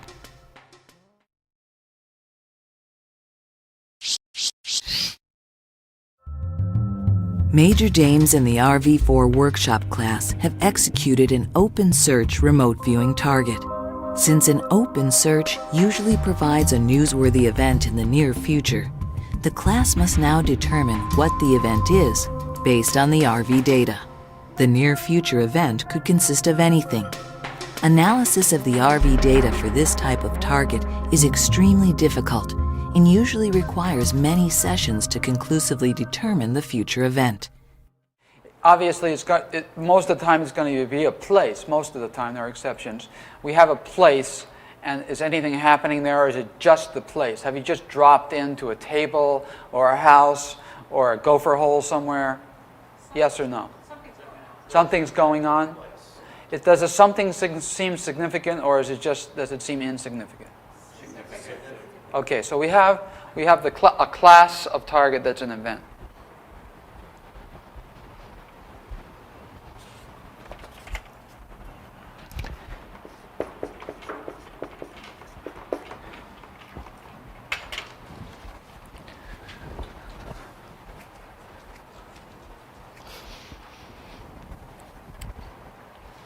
In the future, in the past, present, do we know?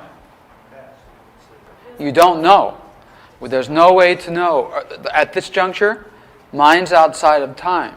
So there's no way to know whether this is past, present, or future. From experience, I can tell you that what falls out of an open search seems to meet a certain criterion, but there really is no way to be sure where we are in time. Remote viewing. You see what I mean about solving for the unknowns? The who, what, when, where, how, and why. When we have a question, where is Mr. X, or who done it, or what's broken on my car, we've got some knowns, some givens, and we're solving. It's much easier to solve for an unknown. Here, everything is unknown, including the when. Present time. See, when we qualify a search term with a temporal qualifier, present or now or next or past or future, we build in the time, the window into the queue. Here, we don't know where we are in time, so we don't know that yet. In the past, when we've used open searches, it usually drops down something that is an event, and it's going to happen. It's a newsworthy event that will happen within the next 2 weeks to 2 months. It's usually something significant, but it may not be, even though it's newsworthy, the news may not pick it up because it might be secret.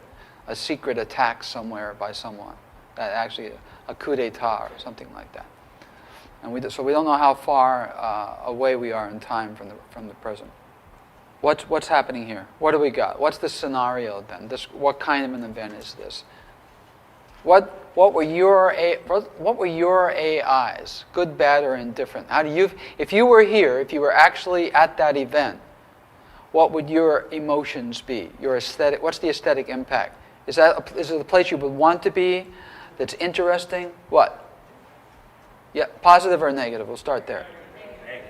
Negative in what regard? What were the actual words that you used to describe your emotions vis-a-vis the event? Now, anger and yelling are not. Anger and yelling is not an emotion. Yelling is an intangible idea, or it could be in the S column under audibles, one of the five senses. All right. So yelling is not an emotion. So we've got some highly negative AIs here. We've got a negative situation predominantly. All right, now we've got that, so we know that something's going down that's not necessarily positive. Where are we in terms of geography? All right, down to the nitty-gritty, the I column. What kind of intangible ideas? Because one word, if it's correct, we don't know what the correct words are here. But if let's say that the I's were correct words, the intangible ideas are worth their weight in gold, because they could say, "Hey, it's this, or this." Very, very descriptive, high-level terms. What kind of intangible ideas do we have? Business-like and organized. Okay, well, the business-like and organized are intangibles, but the hateful and arrogant are EIs. Oh, okay. Yeah. Okay, so confrontational type of situation, is that what we have? It's just like a lot of tension. That's a lot of fear and a lot of tension. Fear and tension. That's like Okay, so what's the extent of the, okay, now how about motion? What kind of motion is going on here? Do we have bullets flying, fists flying, words flying, bombs, microwaves, anything else like that? Do we have motion here at the site? Yes. We do. What's the nature of the motion? Is it just people in motion, or is other things? Running. Running?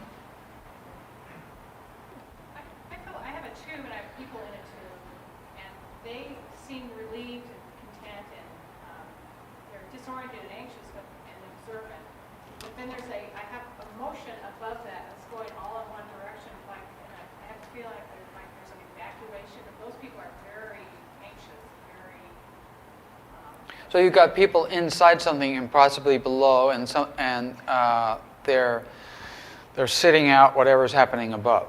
Out of a structure towards what? Out? towards a road or towards And what were their feelings? Happy?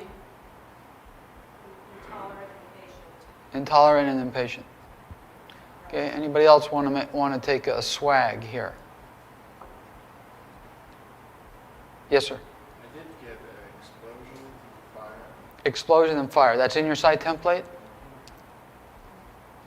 All right. The person that commits the act is very professional and businesslike. What should we do next to find out more about what we've got in time and space? Let me walk you through a little step here. Take out a separate sheet of paper and write S6 at the top and put a number on it, the next number in your session. Whatever the number the IT was, make this the next number, one up. Okay. After the S6, to the right of the S6, write location flag.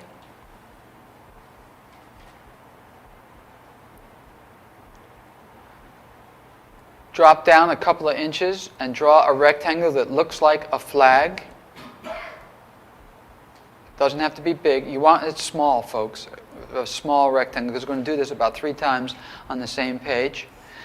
And go in here, very carefully listen to me now, and pen and ink any symbols that may be on that flag for the location.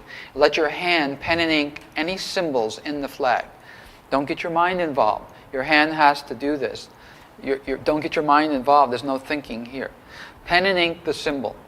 Pen and ink the symbol. Your hand has to do this, not your brain. Your brain has to shift to your hand. Hand has a brain all its own now. Pen and ink the symbol and the flag. Drop down another 2 inches. Draw another rectangle. You cannot do this without having at least 40 minutes in session. Some of you won't listen to what I just said, and you'll try to take shortcuts in the future, and your work will be trash. It'll be junk. It'll be meaningless.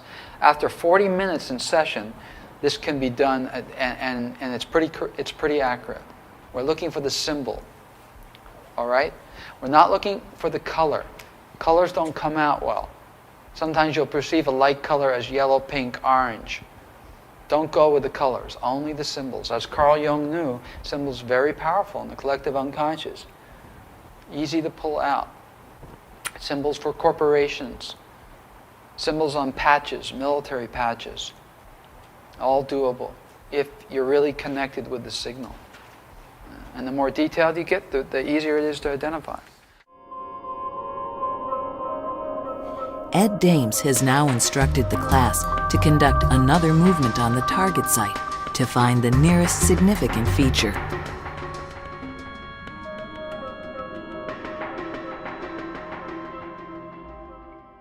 Nearest significant feature. Yeah, because most would hold you on the site, and there may not be a significant feature that you'd be able to find there. Whereas nearest releases unconscious to go fetch whatever the nearest significant feature would be. Do we have something that's tall? Now, okay, here we go. We got our teeth into something. We have a tall a structure, a man-made tall structure. Okay. Ordinarily, this would so what, but this is a significant feature, so we really want to know where we're dealing with. Okay, what's the other data about this tall structure? Is it a monument, or does it have a function? Like, for instance, is it a rocket launch pad or what? We're going to look back at the structure. We're going to gain some more perspective and some dimensionality of the structure. And then we're going to draw it. We're going to use a pen and ink drawing on a separate page and draw the structure. We're not going to draw it as a symbol. We're going to actually do it as a drawing. All right? So this is what we'll do. We'll do one more movement that I'll give you. That will produce another ideogram. From blah, blah, blah, blah, something should be visible. That'll produce an ideogram. You'll get some more stage 2s, some more dimensions, and you will do an analytical sketch based on those dimensions. When we execute target geometries, we don't go into stage 4. We skip. There's no need to do stage 4s. We only want to know what something looks like, its shape. So we skip all the stage 4s. So you're only going to do one movement. Here's the one I'll give you. Write this down, but don't actually produce the ideogram yet. From 100 meters west of the nearest significant feature, we won't say target because there's too many targets implied here, something should be visible.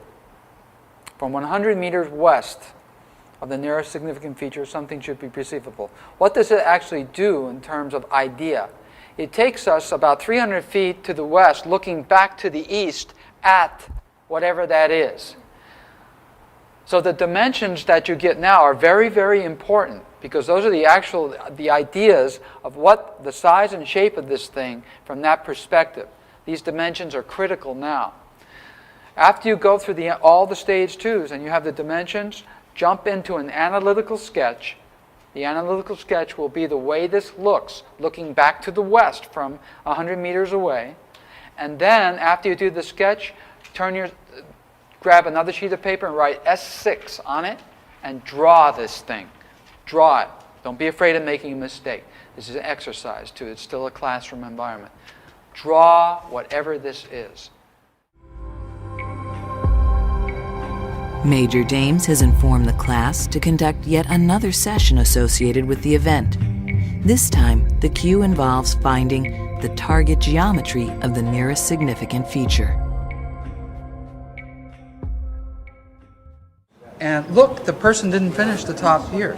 Very, very interesting. See? Whose is this? There's no, it's just, there's Yeah, no- you see? The top wasn't finished, right? In our work, here we go again. They equivocated about the top here. They wanted to put a peak, but they kind of didn't. This is really... Is that a tower or is that? What is important here is that we're looking for uniqueness. That's going to make it easier for us to locate this on the internet as a photograph, unless somebody recognizes it right off the bat. We've got a tall diagonal structure, and look at what people are doing. They're truncating the top.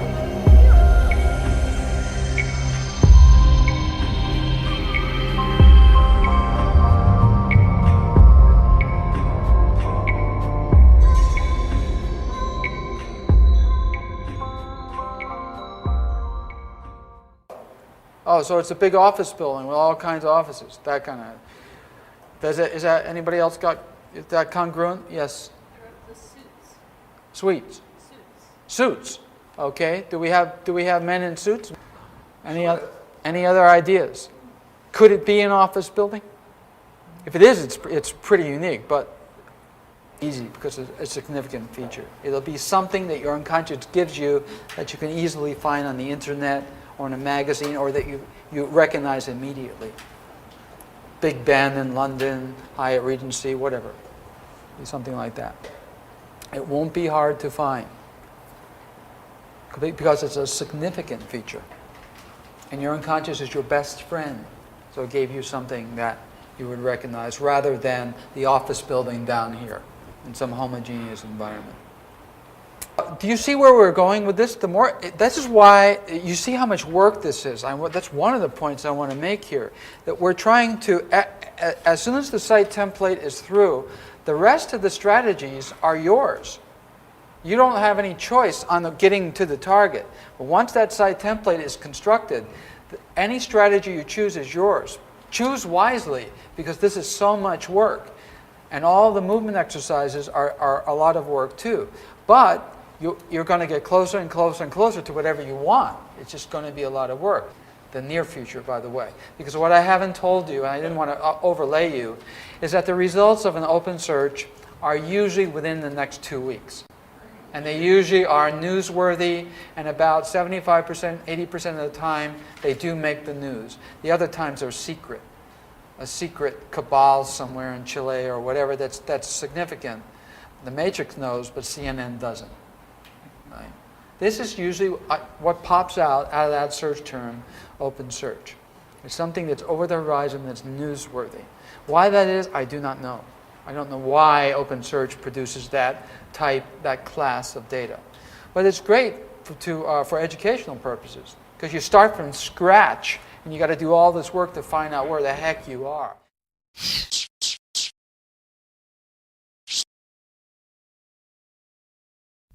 Let's take a look at the data provided by the RV class. Most students received the following data in their sessions and have agreed that this data accurately portrays what was then the upcoming event. Highly negative emotions at the site: fear, terror, anger, hatred.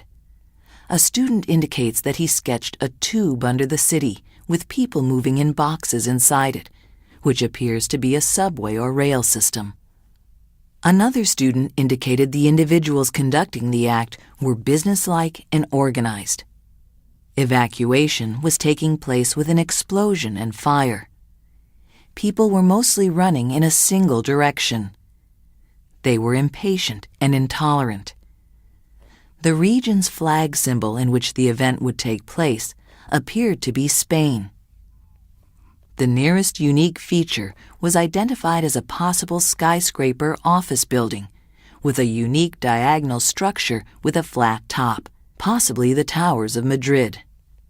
Though the Level 4 workshop class provided some compelling data, it is still difficult for new remote viewers to determine these types of events without more practice and expertise. Professional viewers, with appropriate follow-up sessions, would have no difficulty isolating the event and place. Let's move on to the next and final target, the optimal near-term investment session.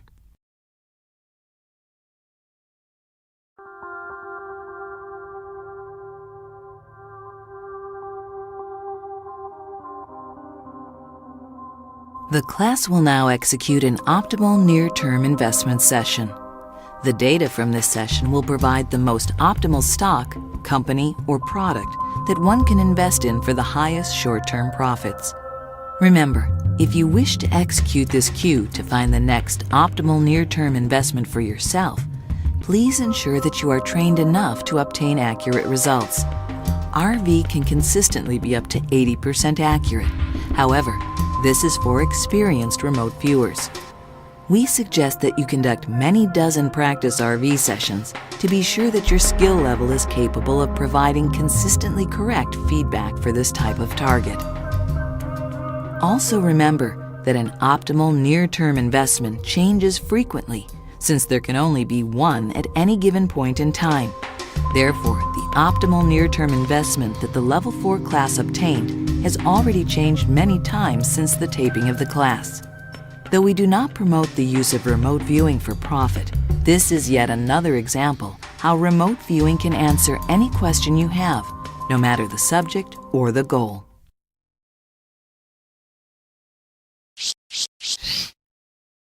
I think a suggestion for a next target would be optimum near-term investment.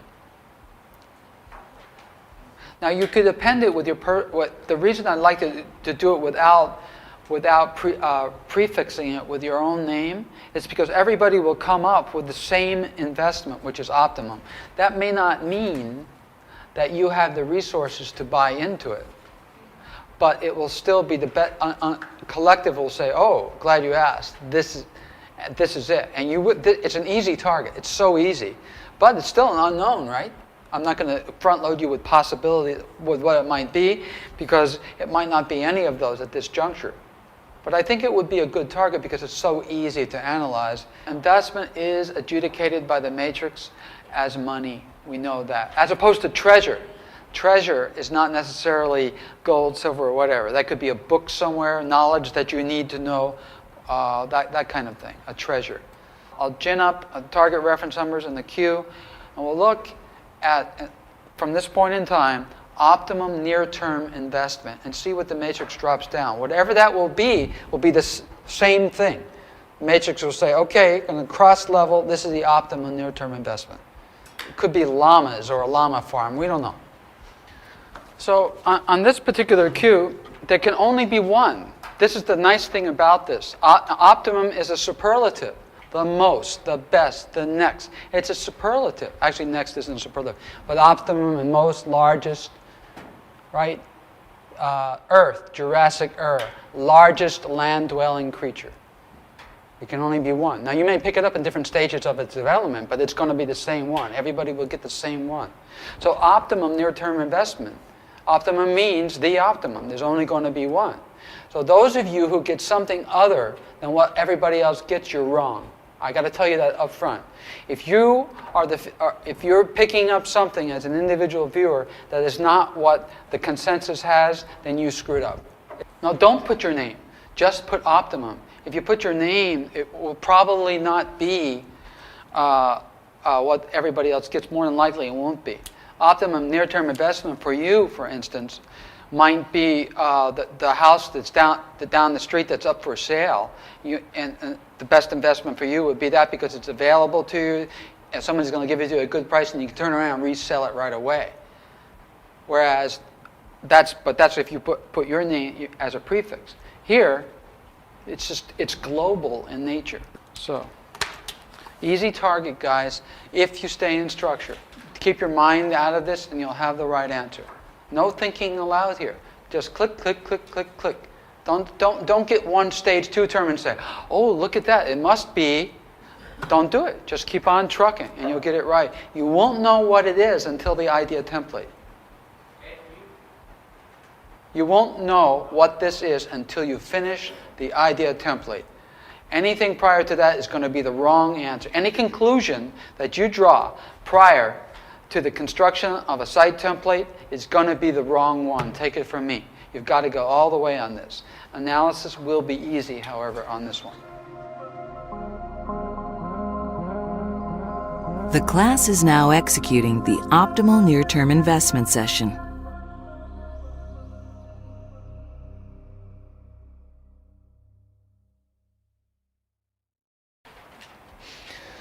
How many of you got a big circular thing? Just one big circular thing, raise your hands. Dr. Wallace, you had a face on a circular thing, correct? What is that, pottery? No. What is it? It's a logo, I think. And what in your guess, it's a logo, okay? It might be something else. Those are the rest of you who got circular things. What did you get, Marilyn? What was yours? It looks like a mountain range too. But you know what? I could take your sketch, Marilyn, and I could show your stage 6 to somebody and say, do you know what this is? And they would all say the same thing, yes. But you don't. You know why? You're bilocating. You're so close. Your nose is so close to the grindstone, you can't see the forest for the trees because this act of remote viewing is not an analytical act. You did exactly what you were told to do. You stayed in structure and you sketched whatever it was, which was the answer to that question. But analysis, what I'm asking you to do now, which is not fair because you're still in a right brain mode, right? Analysis is left brain, which reinforces the idea that we talked about in level 1 and 2 workshop. Don't try to analyze your work as soon as you finish it. But it's funny the way this is, because if I showed anybody a couple of sketches in here, like Marilyn's, for instance, as an example, they would say, oh, that's a, but you can't see it. Is that clear? So that's a coin, Marilyn. That's a coin. Dr. Wallace, that's a coin with a face on it. It's a coin, and that face that you have on it is the face on a coin. That kind of thing there, too. So I kind of lied to you when I said everybody would get the same thing. Generally speaking, there's a number of different variations on the theme of optimum, but not that many. So generally, I would suggest that you get up and walk around and look at your fellows, your classmates' work, and come to a consensus about what may be the optimum investment, at least from this point in time, near term. Some of you, in your face, coins. Now, the coins are interesting. You could identify exactly what coins. Are they just, what color is your coin, Dr. Wallace? Huh? Yellow. What color is your coin? If that's a coin, Marilyn, and you didn't know that, anybody else would by looking at it. What color is that? Gold.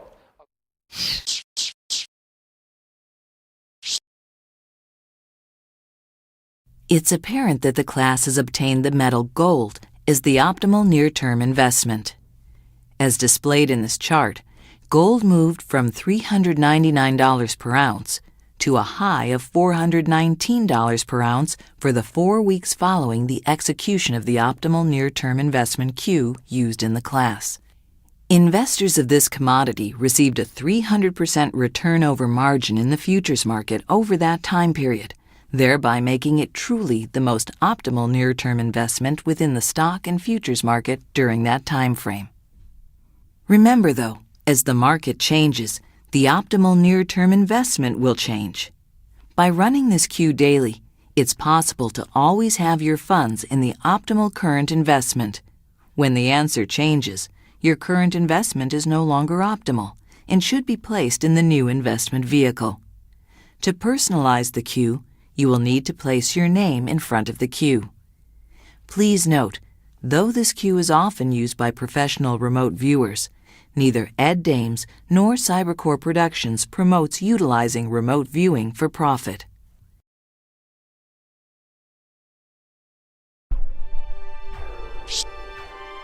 Congratulations! You have completed the Learn Remote Viewing DVD set. Completing this set has taught you all of the fundamentals and skills necessary for continuing this training on your own through executing your own blind and front-loaded targets. Even though you have completed the Learn RV DVD set, remember, you are still an inexperienced remote viewer. Continue practicing on as many targets as you can to continue to enhance your abilities. Please do not allow remote viewing to interfere with your friends, family, or place of employment. As you have seen throughout this course, RV requires a tremendous amount of dedication and rigor in order to master. It is crucial that you follow the guidelines and structure taught throughout the DVD course, and do not stray from the process that you have been taught. Remember that the structure presented in the RV course is a result of over 20 years of research and testing.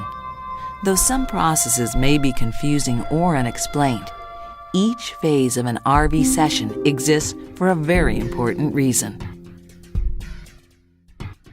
Finally, now that you're a more experienced remote viewer, you're invited to register at the official Major Ed Dames remote viewing community forums. There you can chat with other remote viewers, assign targets, trade target reference numbers, or ask fellow remote viewers questions you may have. Access the remote viewers community online at www.learnrv.com/community. This is a free service provided to all remote viewers and requires no obligations. Good luck, remote viewer, and thank you for finishing the Learn Remote Viewing DVD course. I've been remote viewing for about 3 years. I've just been able to do so much with it. I've used it to find many of my lost things. I've used it to find things for my family members. I've used it to see future events that could affect my life, could affect my family's life. Just a myriad of things. The most important thing and the most fun thing that we've done with it is the lottery. How many times have you won the lottery with RV? Twice. And, twice. Yes, it's really exciting. I think that's one of the most exciting things.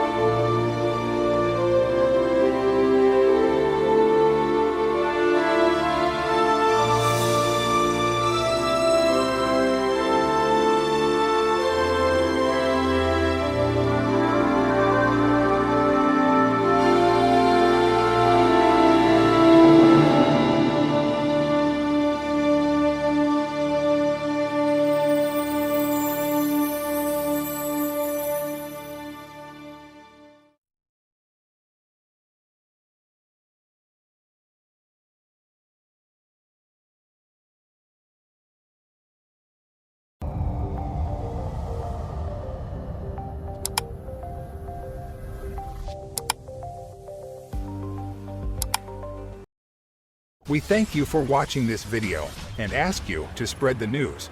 Put this video on your social network or link to it so that you can be part of the anonymous movement. Together we are strong. Together we are anonymous.